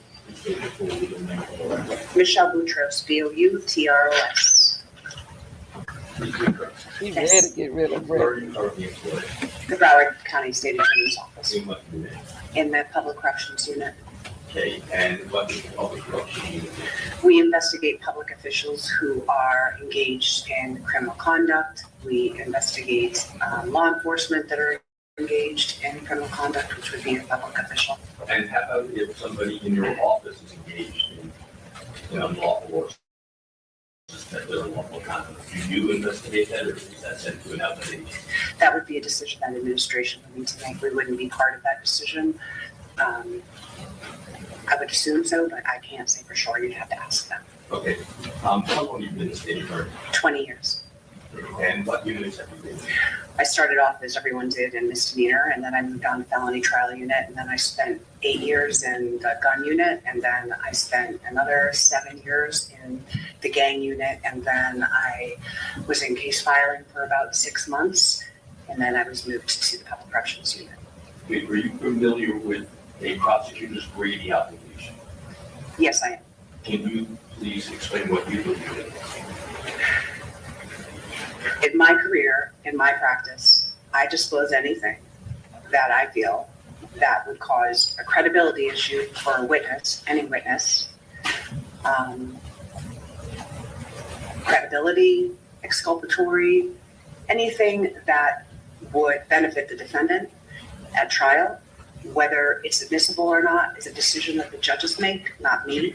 You can call it Brady, you can call it a supplemental discovery, you can put it on a paper napkin, but my goal has always been to be transparent and to provide the defense with any information that they deem that they might need at trial. Now, let's jump ahead. You were asked to take over a case and get involved in a tampering with a witness case? Correct. Okay. And who did that surround? It surrounded Jamal Demons and his mother, and the allegation was that they were tampering with two witnesses by the name of Holmes and I can't remember the other name, but the mother and the ex-girlfriend and the mother of the ex-girlfriend of Mr. Demons. And this was being investigated as a separate case, part of this murder case that you're here today testifying? How was it determined? Well, it began as a separate case that I was to investigate Miss King, who was Mr. Demon's mother, to kind of discover whether she was tampering with these two witnesses. The actual statement included things about this case and included questions by Detective Moretti about this case. When you say this case, but the homicide. Okay, and the investigative subpoena that was sent out, there are no case numbers on that. It's just an investigation. We have internal investigative numbers in our office. They are not case numbers. They are just investigation numbers. Okay, so somebody who was sitting there, Ms. King, would not know what case this was about, just know that they were sitting there and giving investigation. Stay. What were you asked to do in this case? I'm never asked to really do anything. I'm handed a scenario and I'm asked to investigate it. And then I make a determination as to the steps that I'm going to take to do the investigation. And what steps did you determine today? I decided that the first thing that I was going to do was to see if Ms. King was represented by counsel, and she was, and I contacted Mr. Trackman, and I originally asked him if she would come in without a subpoena. I believe he required a subpoena, and at that point, the goal was to get these two witnesses, and we wanted the information, so I granted her immunity by giving her a subpoena and explained that to her at the beginning of the statement. So Mr. Trackman was aware of what the investigation was about prior to this statement on the 12th of October. How did you get assigned this case? Mr. Pillar assigns the cases. So he, in this situation, was contacted by Ms. Bradley, who asked him if our unit would investigate it. And this isn't normally something that we would investigate it for whatever reason. You'd have to ask him. It was accepted into our unit and assigned to me. Okay. And the reason why your unit doesn't normally investigate this is this didn't deal with the public official. Yeah, correct. So this was out of the norm. Correct, but we do things out of, we're not exclusive to public officials. If there's special projects that need to be done, we will handle them. So it wasn't alarming that it was in our unit. It was out of the norm. There are other times that you do things out of the norm. Correct, and when I say out of the norm, I don't mean that there was anything negative about that. I just mean that there are instances like with maybe attorneys, we investigate attorneys and they aren't public officials. So it's really just on a case by case basis, and Mr. Pillar makes those decisions with Ms. Falk and Mr. Pryor, and I just get handed the file here, go ahead and investigate this case. Okay, so you subpoenaed Ms. King for a investigative statement. Correct. And she and Mr. Trackman showed. Correct. Wait. On the 7th floor of the state attorney's office. Okay, and is it in a special room of any sort? There's a hallway in, when you get off the elevators on the 7th floor, and there's bathrooms there, and right before you make the right to go towards the bathrooms, there's a very small conference room. Okay. Can you estimate the size of this room? I'm not very good at estimating, but I would say it's like a 6 by 6 room, but it's a small room. So, what happened in that room? So the first thing that happened is Detective Moretti and I were sitting on one side of the table. Ms. King and Mr. Trackman were sitting on the other side of the table. When we initially began the statement. Have you ever met Detective Moretti before? I have not met him before. Oh, excuse me, I met him the day before because we had a meeting about this case, but I hadn't worked cases with him in the past. We had no ill will or goodwill or what that was. I had really no information at all other, than he was the detective that was investigating this tampering case and no ill will, no history. And I might look into that. How about you with Ms. Bradley? Any problems with Ms. Bradley during the course of the 20 years you worked there? No history with Ms. Bradley either. We've always been very cordial towards each other. So let's go back. Now, Okay. You're there in this small room. What happened? So initially, Sergeant from Broward Sheriff's Office, Sergeant Hendricks, who I do know, was standing in the room. I didn't really think very much about it. I had approved the search warrant the day before. I didn't speak with Detective Moretti about when he was going to serve the search warrant. He was there. I didn't really think about it, and we started the statement. And then at that point, Sergeant Hendricks left the room. Okay. Once he left the room, the questioning. Sustain. Ask a question.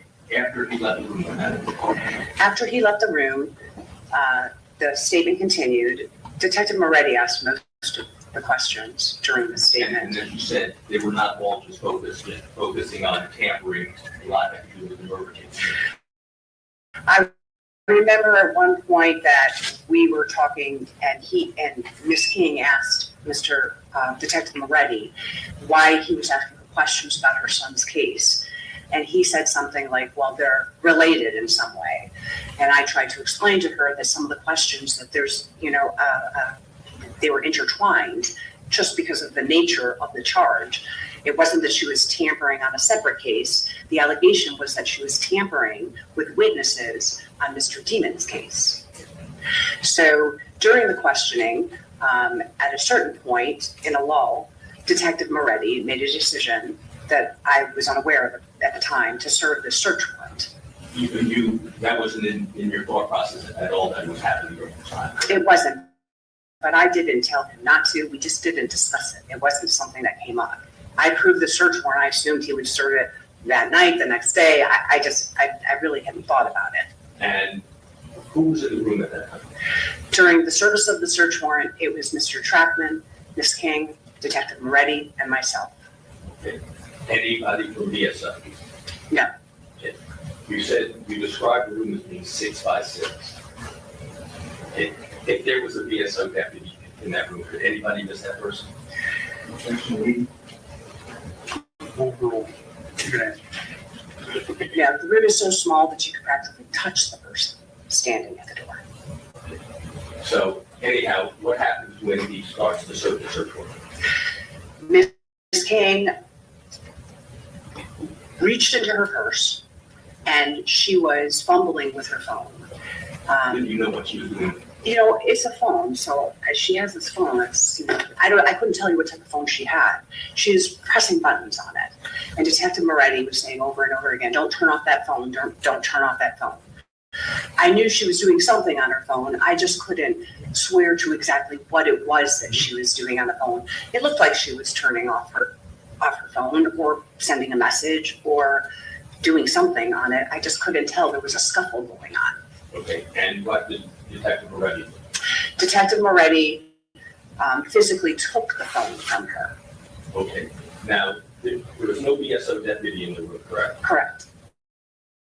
And this was BSO jurisdiction, the courthouse, correct? Correct. Okay, so Detective Moretti did not have the authority to serve that search warrant, correct?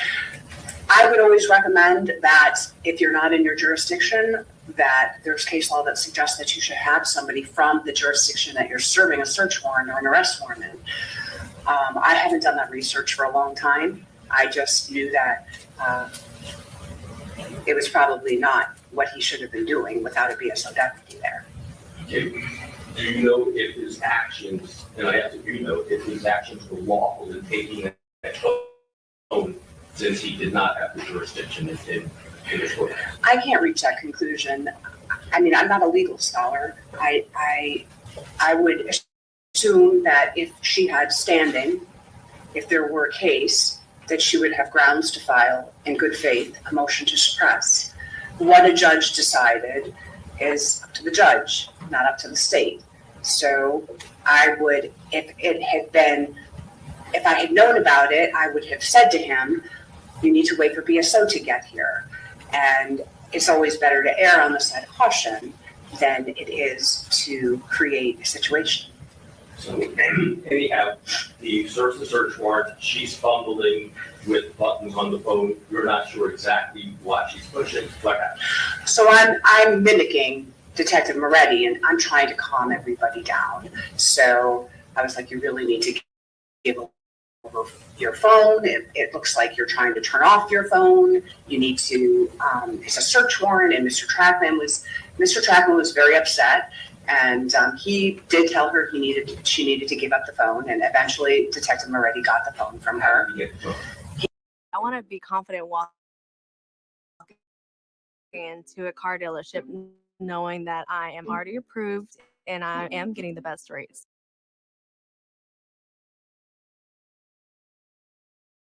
He got the phone from her physically. He physically took it out. Did you hear any exclamation from her that indicated that she had been hurt? It was a yelp. It was like a yelp. It was like I can't really describe it any other way, but there was physical contact between Detective Moretti and Miss King. And during that physical contact of him taking the phone, Miss King, she yelped. The physical contact was instituted by Detective Rder, correct? Correct. During that physical contact, did he come in contact with anybody else? I think he brushed up against Mr. Trackman. He definitely bumped him or brushed him or something. That was unintentional, though. I don't believe he did that intentionally. What happened after he got the phone? After he got the phone, Mr. Trackman and Miss King were both very upset. Miss King needed to call her employer, she said, and she asked if she could please have her phone to call her employer. Detective Moretti would not allow her to have her phone. I said that she could use my phone, and I asked to get the number, but he couldn't get into the phone, and that wasn't going to work out. So I tried to talk to Detective Moretti in front of Mr. Trackman and Miss King to see how long it would take him to do what he needed to do with her phone, and I don't remember.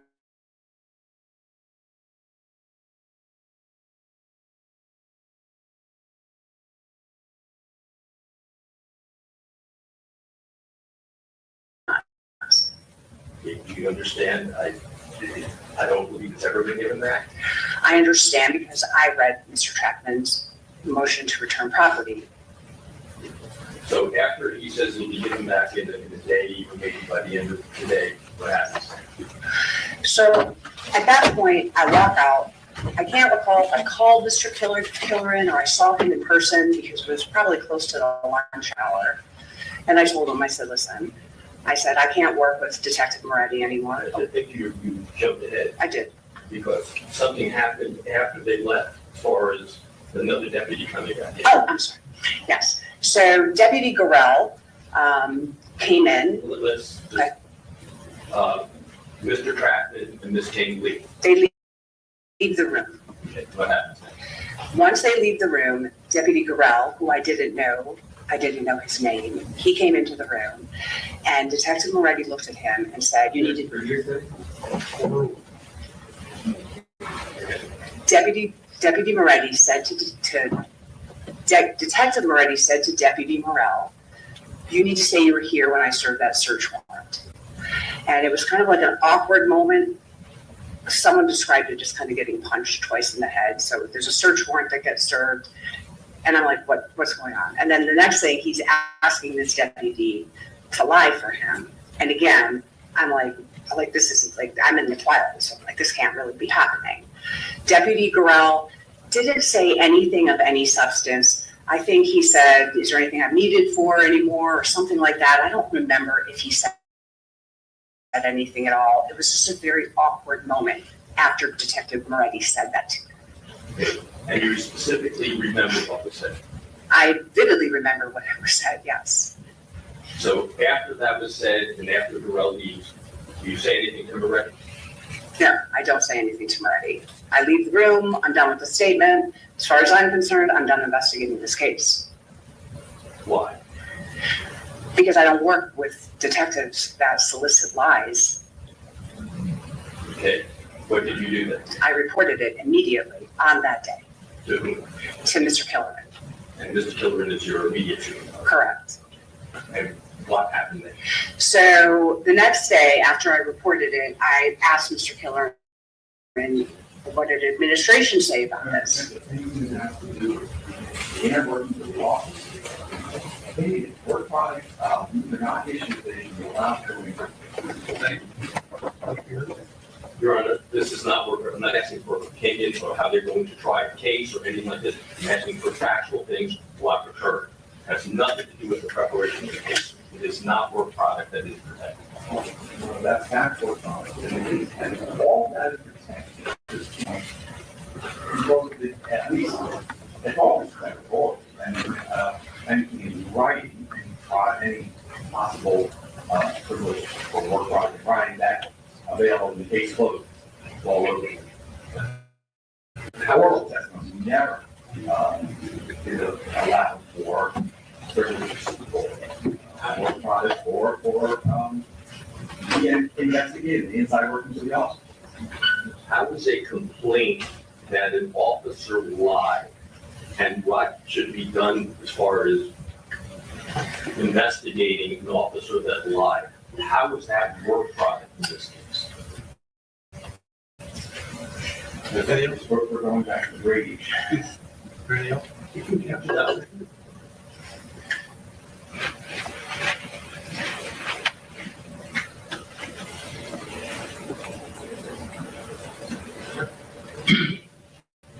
Your Honor, this is simply facts, and that is discovery. I'm not asking for their opinions, their theories, or anything like that. Just facts of what occurred. Hold on. Hold on. Anything else? This is what I was trying to put it out earlier. So we're moving out of the realm of the motion we're here on today. Well, on the office. Into the Brady. We're in Brady here. I want to know if you want any further argument on this issue right now. On the issue of, no, I know. Thank you. Objection sustained. That's your next question. Okay. So, if I'm correct, you spoke to Mr. Killerman. Mr. Killerman talked to administration. That's where you've been sustainable, correct? I sustained the last question, so you, I don't want to recap. Just ask your next question. Do you know who Mr. Killerman spoke with?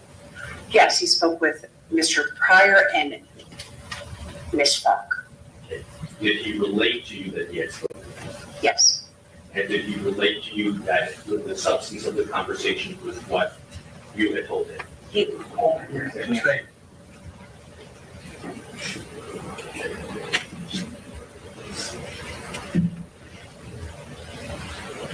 Well, I'm not offering this. That's sustained objection. Ask your next question.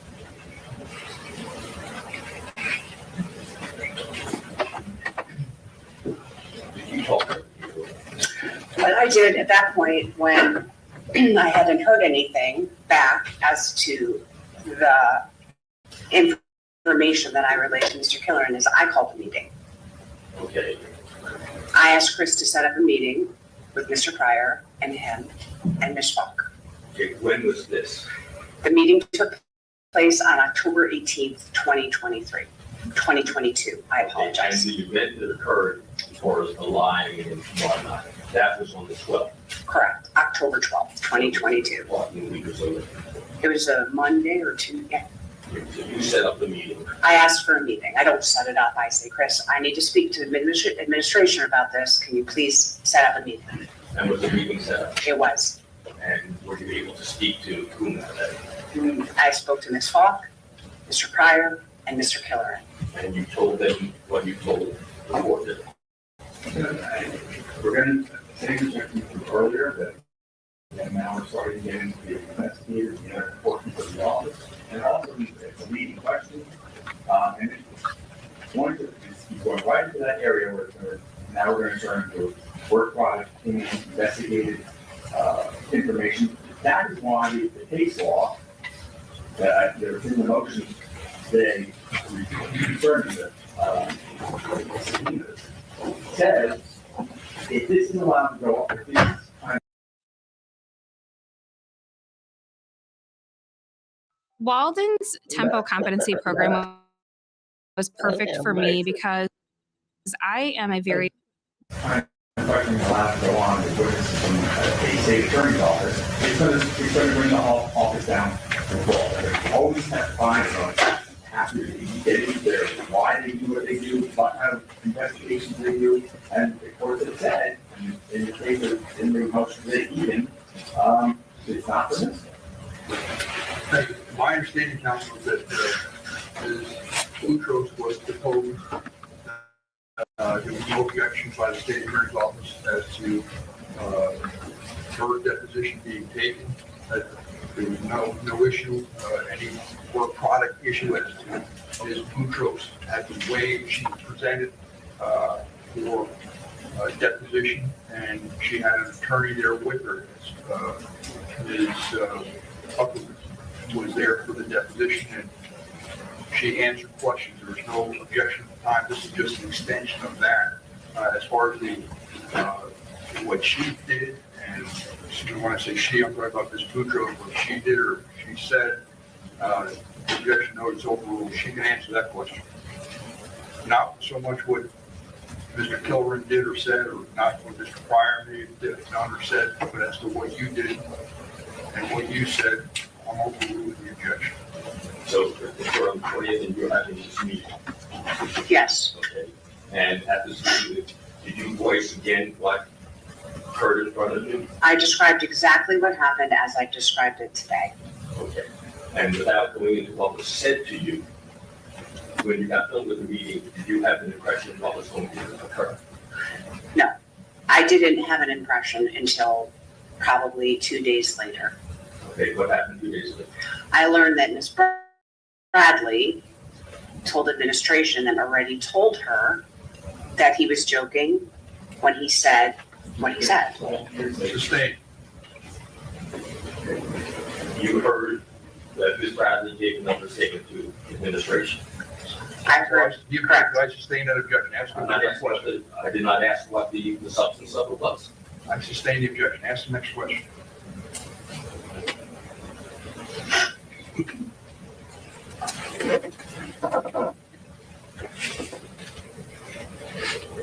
What did you do next? I didn't do anything next. After I had the meeting with Mr. Killeran and he relayed to me what he relayed to me about what Ms. Bradley had told administration, my assumption was that it was handled. Okay. And this was when?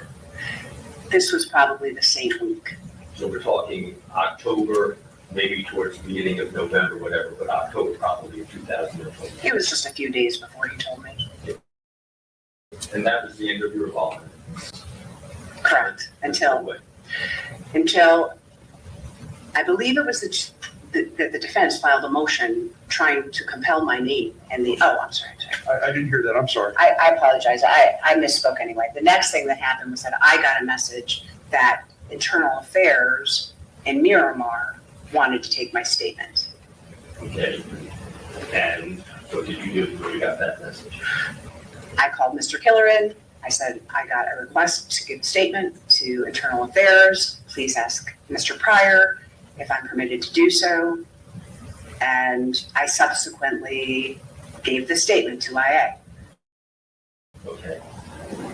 And then what happened next for your involvement? I gave my statement to IA and nothing really happened until the defense filed a motion. I believe it was the motion to compel my name and the investigation. And if I could refer to my notes. No, that's gonna help you refresh your recollection. Yes. Go ahead.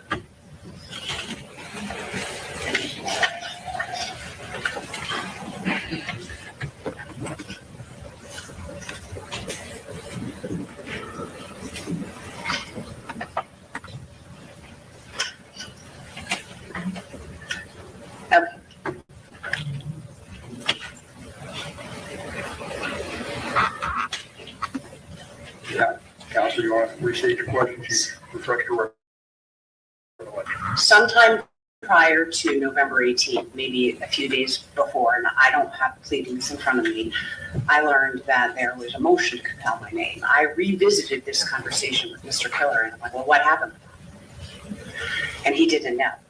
I'm like, talk to the administration, what happened with that?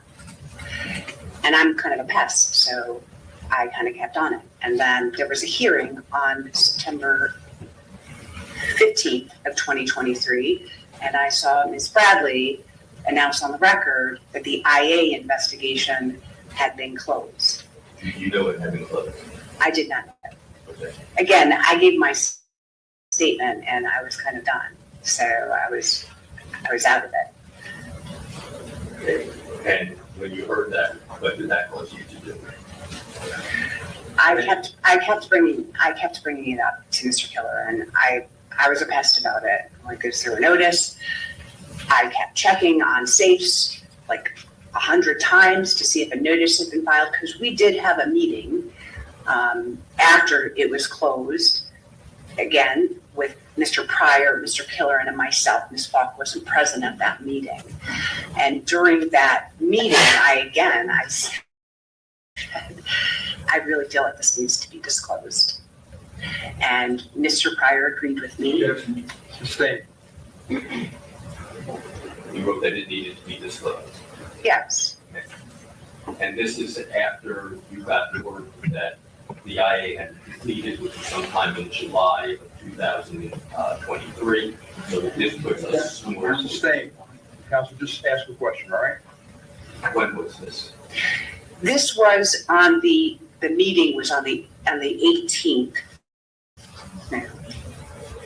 It was on the 18th of September 2023. Okay. I had began at that before then, kind of looking into Sustained. it. There's no question pending. Ask your next question. The meeting, did you do anything before that meeting? I learned that a video was pulled from BSO and given to Internal Affairs. And I learned that Ms. Bradley called Internal Affairs. Sustained. Okay, I'm not going to ask you what Ms. Bradley's. Okay. So you learned that. What did you do next? Well, that's when I started bringing it up again. I started bringing up, what's going on with this case? What's going on with, who knows about what happened with Detective Moretti? Okay, and who were you bringing this up with? Mr. Killer. And were you getting answers, or did you not know? He was trying. Sustained. I was asking Mr. Killer, Excuse me. I sustain the objection. Ask another question. What else did you say to Mr. Killer? that I wanted to have another meeting with administration. And was that arranged? That was the meeting on September 18th, 2023. And at that meeting, you said what? I said, this is what happened again. And I said, you were told this by Ms. Bradley back in October of 2022. Excuse me, what's the objection? She's saying Ms. Bradley. Thank you. Any objection overruled? You can proceed. I reminded Mr. Pryor that this had happened, that she had explained that Moretti said it, but he was joking back in October of 2022. And at that point, we all agreed there was going to be a notice sent. You reminded Mr. Pryor? Yes. Not that he had forgotten, I was like, this is what was said. He said it, and Christine said he said it, but he was joking.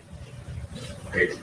As far as this joking, obviously, you don't know exactly what was in the mind of Detective Rder. No, when you said it. I do not. But were there any overt signs that you saw of joking? He laughed, he chuckled, he winked, or anything? No. No. No. You took it as a true statement. Correct. So after this meeting, were you reminded of Mr. Pryor of the meeting a year or so earlier? What happened then, as far as you recall? There was a meeting between Mr. Pryor, Mr. Killeran, and Ms. Falk, where Christine was asked again. Excuse me, were you present at the meeting?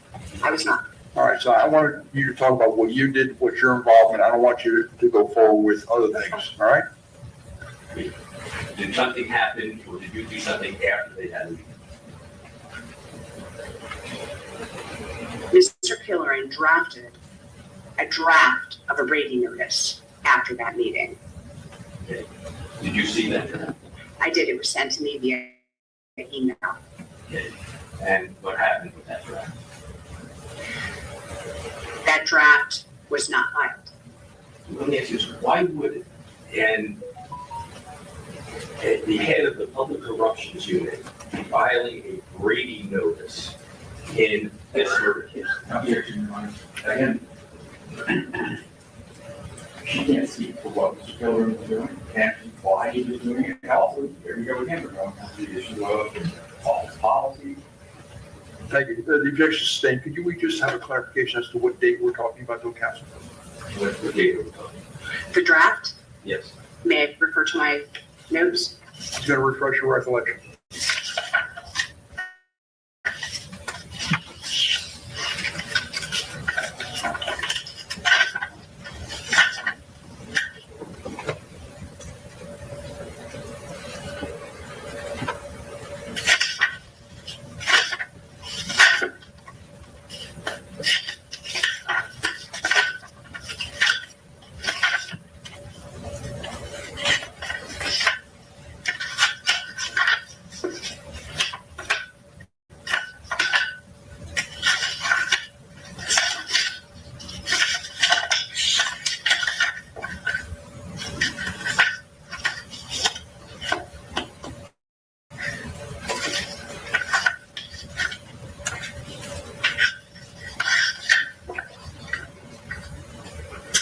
September 20th of 2023, Mr. Killeran sent me a draft of the proposed Brady notice that was to be signed by Christine Bradley with her name on it.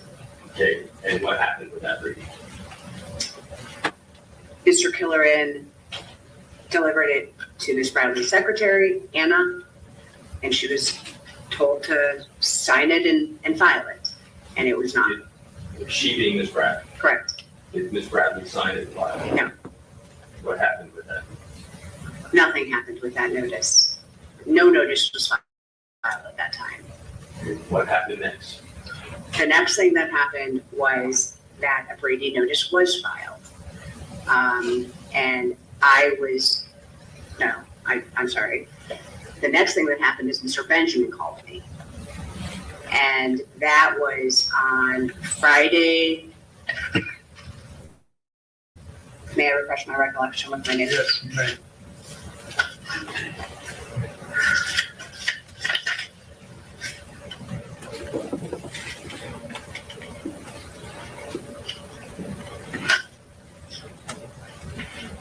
(9/22/23). And without going into what Mr. Benjamin said to you, what did you do in relation to that? I asked for permission to speak with Mr. Benjamin. I sent a text message to Mr. Pryor and to Mr. Killeran. And then Mr. Killeran called me. We know what they said or what they texted back. Only what you do. Thank you. I sustained the objection. I don't want to know what you were advised by the administration, but as far as what you did or what happened next that you were involved with, you're more than welcome to answer the question. Upon Mr. Killeran returning my phone call, I returned Mr. Benjamin's phone call And I discussed with him what had happened on the October 12th statement and everything thereafter. What did you tell Mr. Benjamin? I told Mr. Benjamin about the incident on the 12th. I told Mr. Benjamin about the discussions related to whether Moretti said it was joking.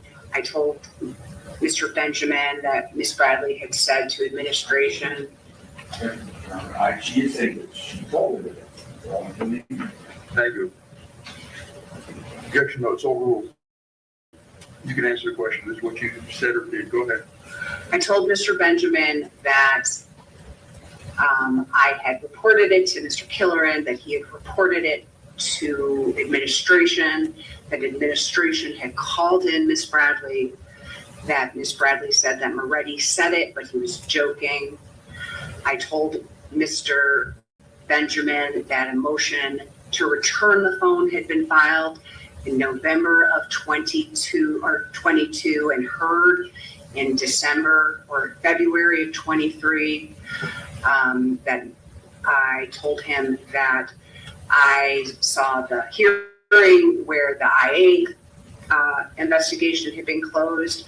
I told him that a video had been pulled and discussions had been had with internal affairs, with Miss Bradley and Sergeant Brittany Parker that I heard, and that I don't know for a fact. I told him that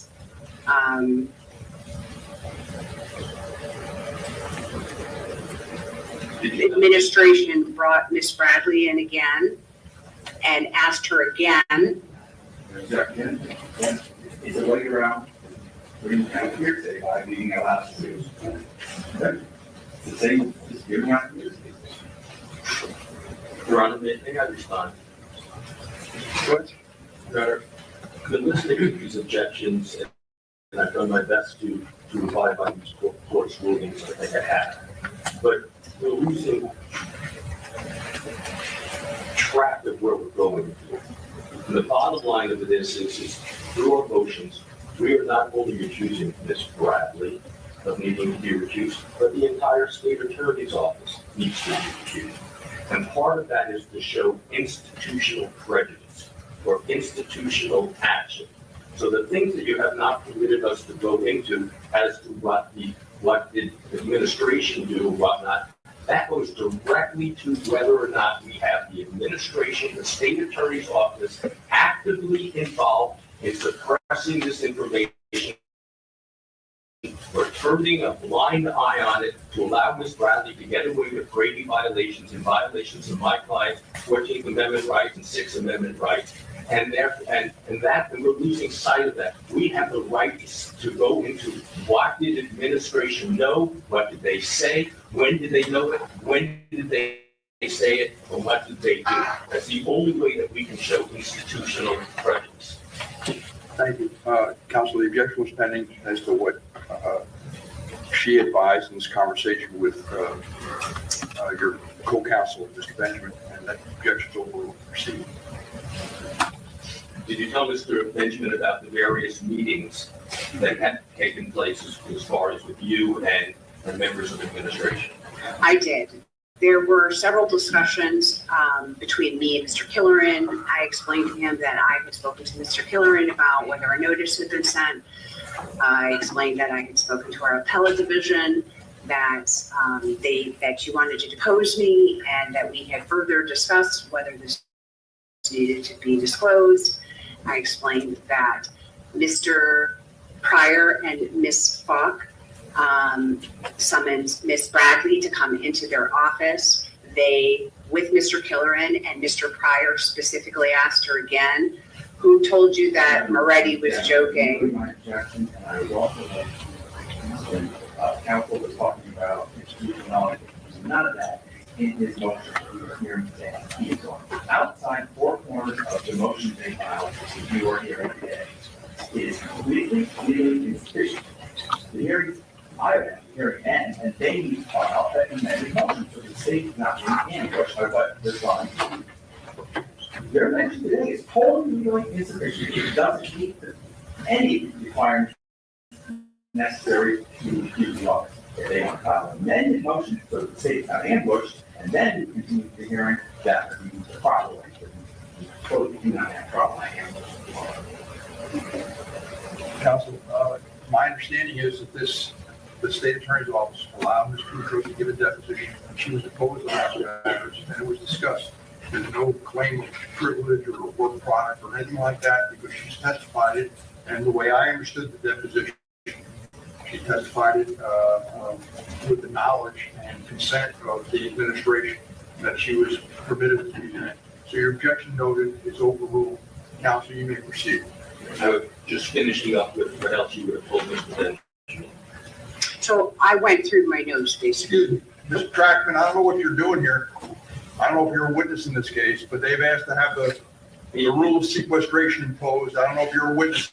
If you are, you need to step outside. We will not be called in. But my understanding was, Your Honor, that I was not listed as a witness. Thank you, sir. Thank you, Your Honor.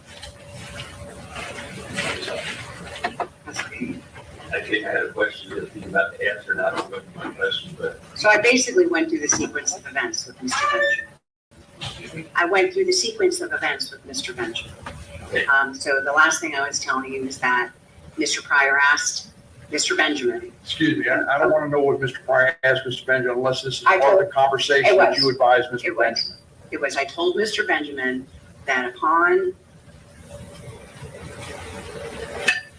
hearing what was going on, they resummoned Christine into the office and asked her again, who told you that Moretti said he was joking? And she said, Moretti did. And then I told Mr. Benjamin that later that day, that was at the time that, and I might be getting my dates mixed up, but that Christine sent a text message to Miss Falk that stated that she never said. Thank you. Objections noted overruled. Proceed. She never said that it was Moretti, and I didn't see the text message, but I told him that she said that it was Gorell that said it. Okay, so if I'm understanding, you're telling Mr. Benjamin that originally she said it was Detective Moretti said it was a joke, and then she later on changed it with Deputy Gorell that said it was a joke. Yes, I told Mr. Benjamin that she told administration and Mr. Killeran that it was Detective Moretti in September of 23. I told Mr. Benjamin that back in October of 22, she told administration that it was Moretti and that he was joking. I told Mr. Benjamin that my statement to IA included that Ms. Bradley had said that it was Moretti and he was joking to my administration.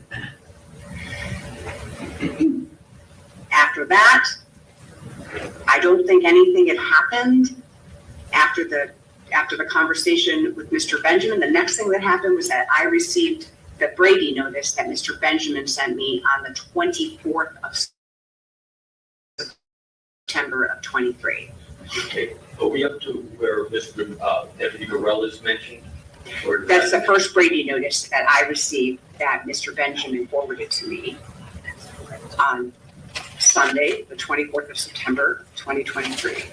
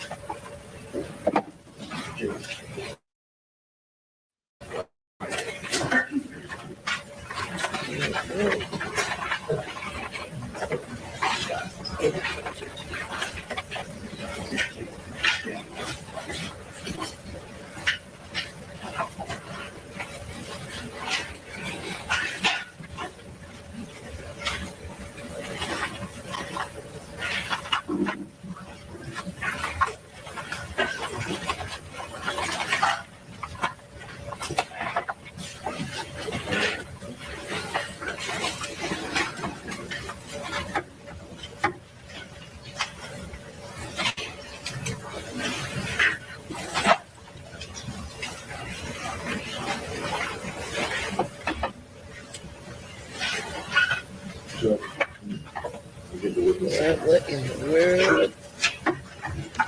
Everything she said, she don't say that before.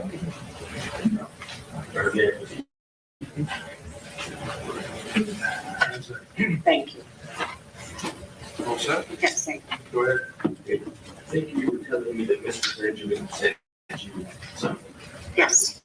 He sent me an email on Sunday morning that included a copy of the Brady notice that had been filed. And what day was that Brady notice? It was September 23rd, 2023.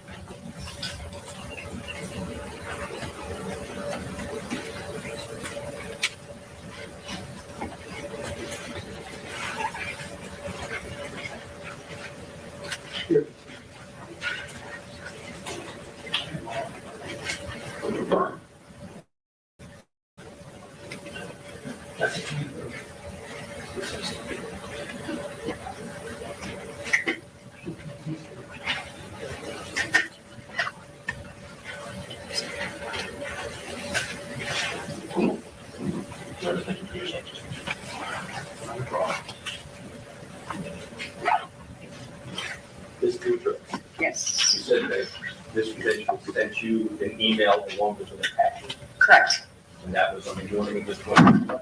correct. And with that attachment was a copy of a Brady notice. Correct. Let me show you what's been marked as Defense Exhibit G for identification.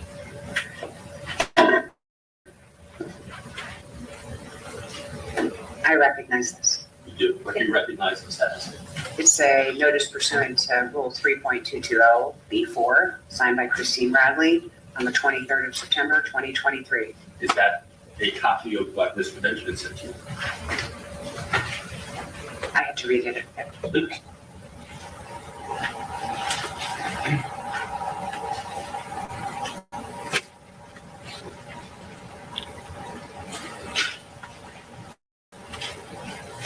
Correct. This is what Mr. Benjamin sent me. Yes, it is. Your Honor, at this time, I'd like to have this moved into evidence as Defense Exhibit 1. Any objection? It'll be admitted. Want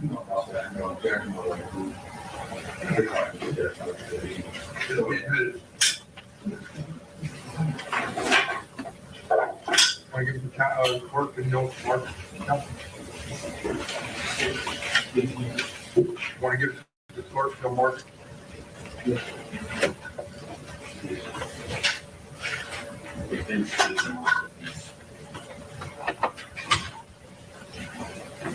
Ms. Bouchard, in Defense Exhibit 1, you have looked at that. It states, the undersigned spoke with Detective Rder. What's the objection? These records are in the court file. They see detail. Thank you. Objection noted. It's a state, counsel. We don't need to publish. I've read it. I've got a copy of it. Proceed. Ask your next question. Your Honor, then with all due respect to the court, can I assume that every exhibit that we have filed is now going to be considered as part of the record for this motion. Whatever's admitted will be part of the record. Well, So far you've admitted, my understanding is one, is that correct? correct, but you're saying that you reviewed other stuff and that's. No, I've reviewed the notices. All I'm saying is I've reviewed the Brady notice. Okay. I can still ask the question related. Sure you can. Okay. I just didn't want you to read the whole notice. No, I'm reading the last line of it, actually. Okay. It says here, the undersigned spoke with Detective Rder in regards to this incident, and Detective Rder said he asked Deputy Goral if Deputy Goral was there when the phone was seized. Deputy Goral responded something to the effect of, I can be if you need me to be. Did that occur? No, it did not. Okay. And as far as Detective Rder asking if Deputy Goral, if he was there when the phone was seized, the room, as you said, was small enough that he would know that he was there or not, correct? I can't testify as to what Detective Marty knew, but it would, in my opinion, it would be impossible not to know if somebody was in that room. Well, you'd expect the lead investigator on the first-degree murder case to be able to see who's in the room at 6 months. Don't argue with the witness, counsel. Counsel's sustained. Don't argue with it. Okay, so that was, Mr. Benjamin, and you talk about this after. I responded to Mr. Benjamin and explained that that was not accurate. I actually blind copied Mr. Pryor, Ms. Falk, and Mr. Killeran on that email. And I reiterated what I told him during that conversation. Okay, and you copied them. I did. Did they respond to you No. without saying what they responded? They didn't. What happened next in the story, as you recall?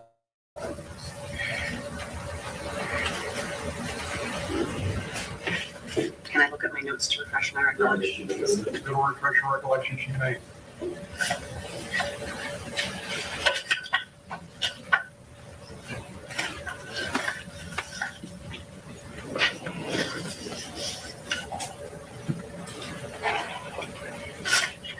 I asked Mr. Killeran Monday morning, the 25th, or Tuesday morning, I think the 25th was a holiday. it was a Saturday. It was. 22nd, you said it was a Friday, so that's right, the 23rd was a Saturday. So I might be mixing up my dates. Maybe the 24th is when Mr. Benjamin sent me the email. That'd be Sunday. Okay, so he sent it to me on a Sunday, but Monday was a holiday, I believe, that Monday. Maybe it wasn't. I don't remember. I know the next thing that did was the beginning of that next week. I asked Mr. Killeran, what is this and why was this filed? Because no one had responded me to this Brady notice. Whether we just walked in there. Yes, Okay. And you asked what this was. yes. And I requested the emails that went back and forth that resulted in that Brady notice from the night of the 22nd of September, 2023. I requested on email. Did you get that? I did. And did that explain to you how this notice went out? No. The emails that I reviewed were directions that that should not be filed because it was inaccurate. Now, she's no longer testifying what she told me. Now she's telling what the years it is inside. Thank you. Objection sustained. Okay. What happened next? What did you do?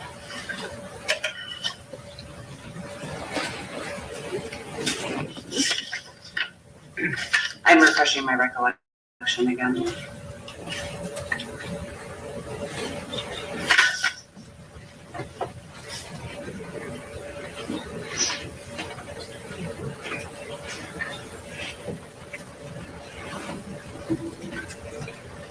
I received a call on 9/26/23 from Mr. Pryor. Okay. And relating to this incident, Correct. what did you do in relation to that call? Did you meet with somebody? No, I didn't. He just called me. And you spoke about this without going into what Correct. was said? If this was discussed with Mr. Pryor? That's correct. Okay. What happened then? They asked me to join a meeting with them at 3:30 p.m. on September 26th, 23. Did you go to that meeting? I did. And Can you say it?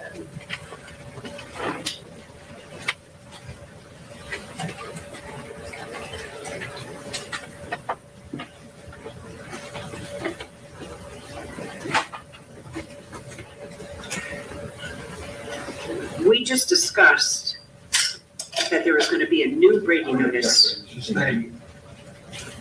I was just asking what you said. If you don't remember specifically what you said, then I asked if a new Brady notice was going to go out to correct the one that was sent out on the 24th or the 23rd of September. I'm sorry, I'm not. That's your phone.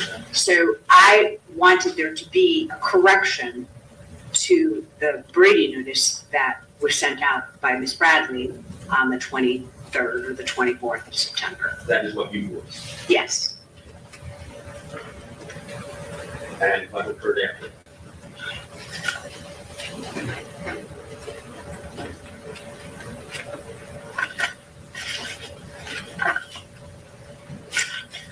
They requested another meeting on the 27th of 2023 at 9 a.m. in the morning. Were you there? I was. Without going into what other people said, did you say anything? Yes, I did. I suggested that Ms. Bradley probably shouldn't be calling me a liar in this situation because I had learned that she had done that the day before in front of a group of people in the office. Did you say you were lying? Yes. Anything else that you said that time? No. I mean, other than there was a Brady notice in between that time. So there was a new Brady notice. We discussed that. Is that the one that Mr. Killer said? Yes, that was on the 26th of September, 2023.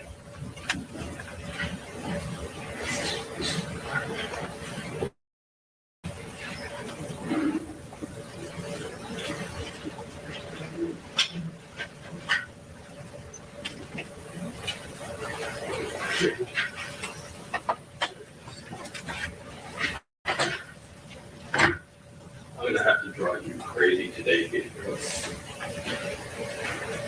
I'm not in this one.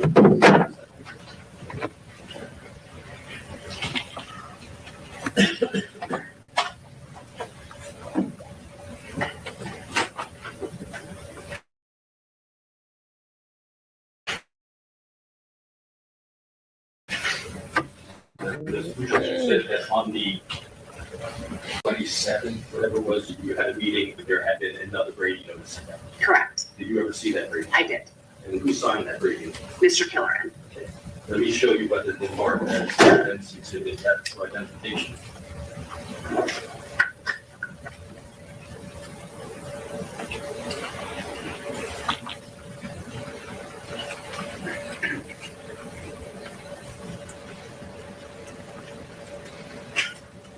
Yes. Do you recognize? I recognize this. It's a Brady notice, an amended notice pursuant to Rule 3.220B4, signed by Mr. Killeran. And is it an exact copy of what you've seen previously? It is. Your Honor, I'd like to move this into evidence. Admitted. Present to the court, please. Don't mark it. It's. Yeah.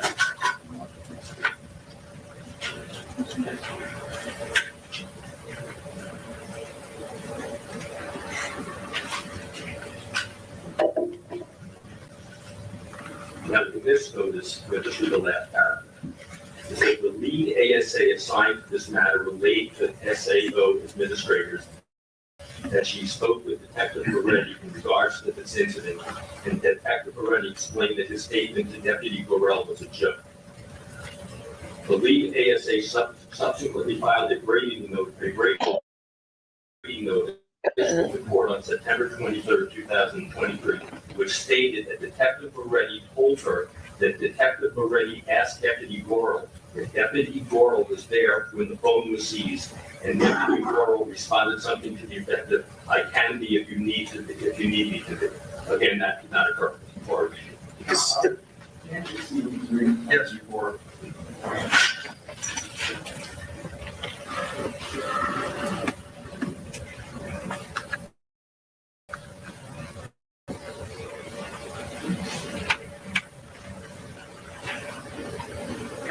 restate the date on that Brady notice, please? The Brady notice is the 26th of September 2023. Proceed. Then the last part of that says, additionally, the lead ASA relayed to a state attorney office administrator that the deputy was the one trying to be funded. Was Deputy Barlow trying to be funded? No. Did he even hear to say anything that? No. Okay. Do you know if Deputy Barlow was ever contacted? I don't know. Would it be up to Ms. Bradley to contact Deputy Barlow? I don't believe so. He's not a witness on her case. Okay, so if she went out and she contacted Deputy Barlow to appear for Detective Rder, that would not be office policy for her. I don't really know. What's the question? What's the objection? Sustained. As a homicide prosecutor, would it be a homicide prosecutor's job to speak with a witness that deals with a tampering investigation as far as whether another witness lied? I'm not really sure what you mean. Are you asking me if Miss Bradley would have normally contacted Detective or Deputy Gorell to see if? Yes, is that normal? I can't say that that's normal or not normal. I mean, that's a different crime, a different investigation. What happened next?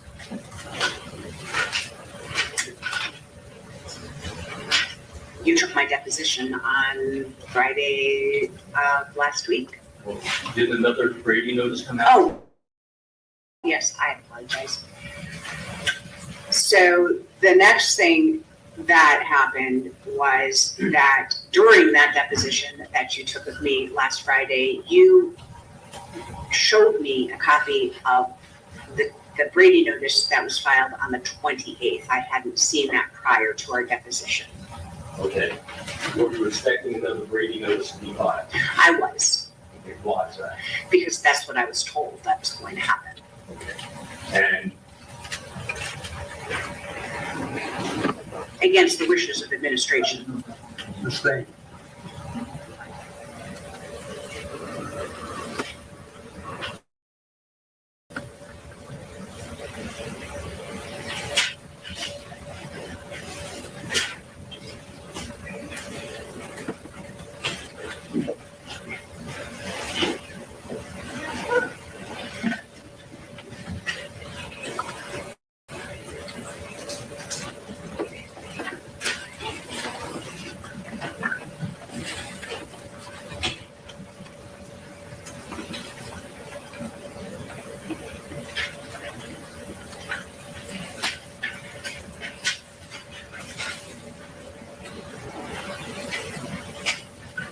let me show you what has been marked as the Fed speech. Do you recognize this?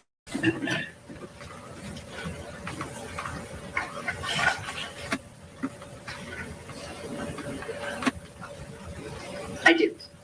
What is it? It's a copy of a second amended notice pursuant to Rule 3.220 before signed by Ms. Bradley on the 28th day of September 2023.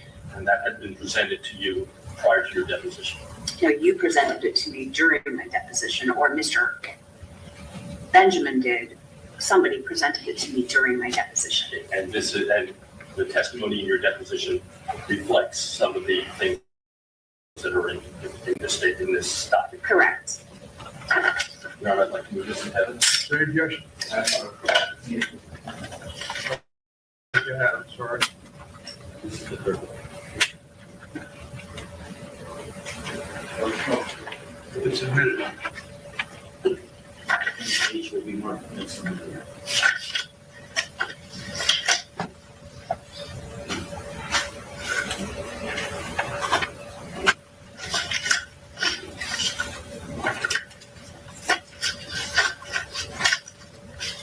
Now, in this one, I'll just read the last part of this. It says, the undersigned inaccurately relayed to the state attorney SAO administrators that she spoke with Detective Rder regarding this incident, and that detectives already explained that the statement to Deputy Burrell was a joke, when she intended to relay that which is contained in the Brady notice filed on September 23rd, 2023.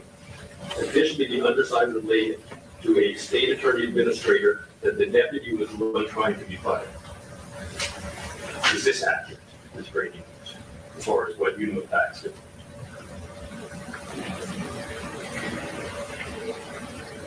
No, but I don't see that as a fact notice. It's her saying she accidentally said something.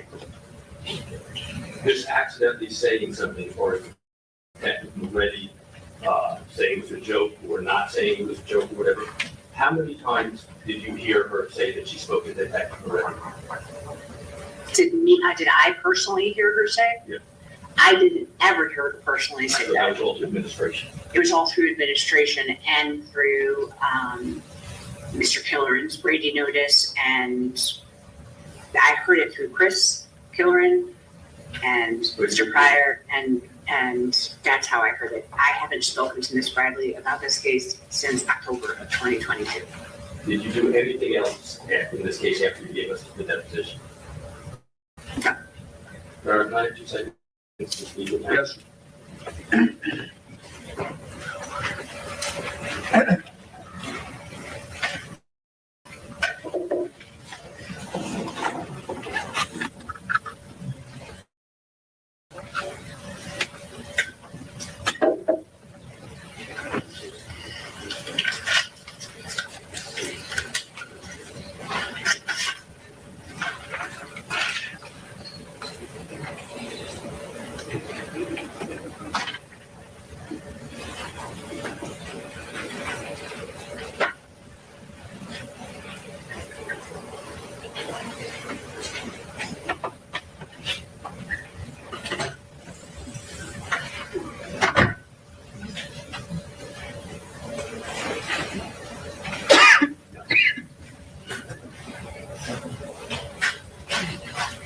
Just real brief, I promise. You said that there were emails that were going back and forth in the office starting in July of 2020, October 2022, dealing with this issue Brady.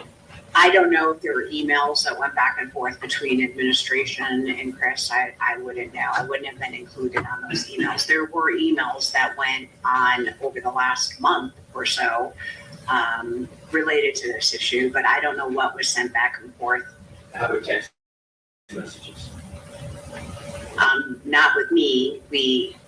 I wasn't part of any of those text messages if they existed. Thank you so much. Thank you. Any questions? Very, very, very. What? Well,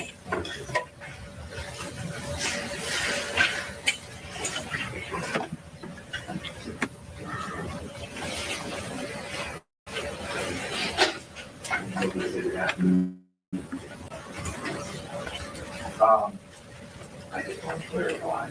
I did on direct. You said that the investigation is still working on.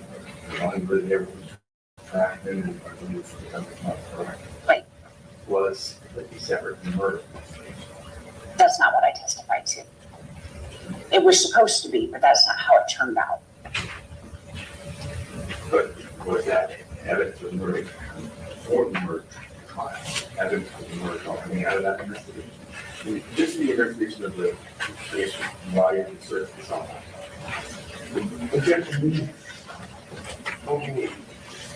So I think that I'm not understanding your question. I'm not trying to be evasive.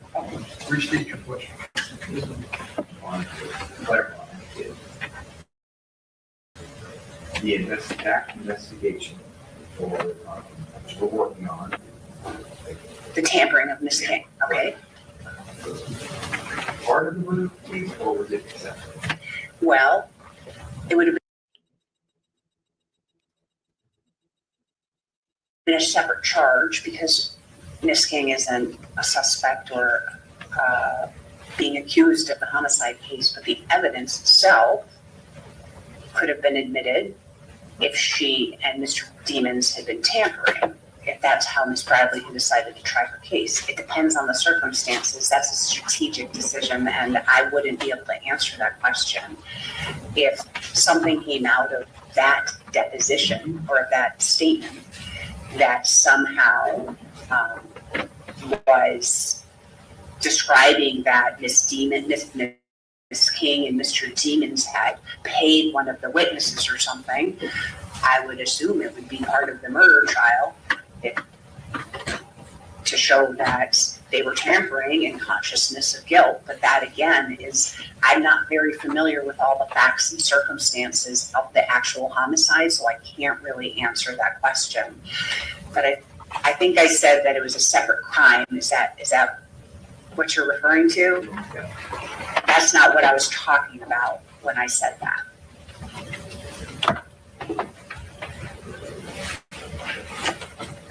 And I've been reading so much, but it's also unclear about mentioned straightforward. Mr. Travis now saying that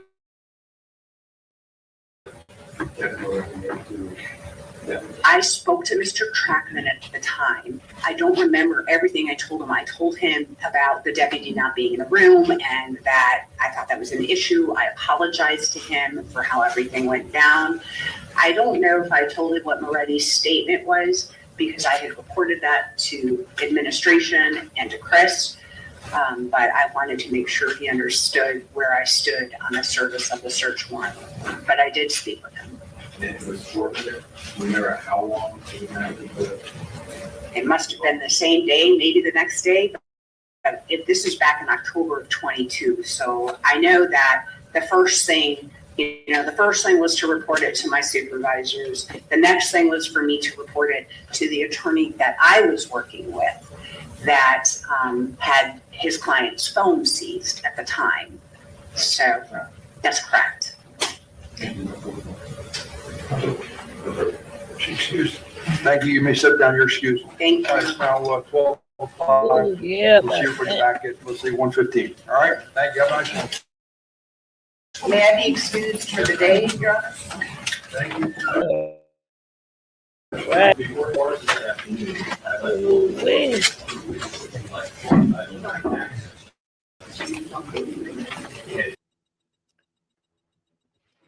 Wow, y'all. What y'all got to say about that?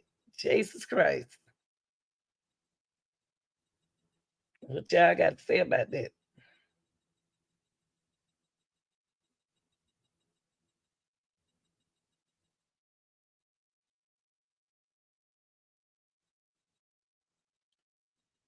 You had one thing I just want to say, they need to get themselves together because it should have started on time. And plus Bradley, she was there. I don't know where she was, but she was there. And well, and when she got there, they put her in the room. But they doing it right. They doing it right now. At first they didn't, but they doing it right. But y'all will I go back to work in a few minutes. So when I get back, I'll just go and cut back in. Okay. Y'all, thanks for watching.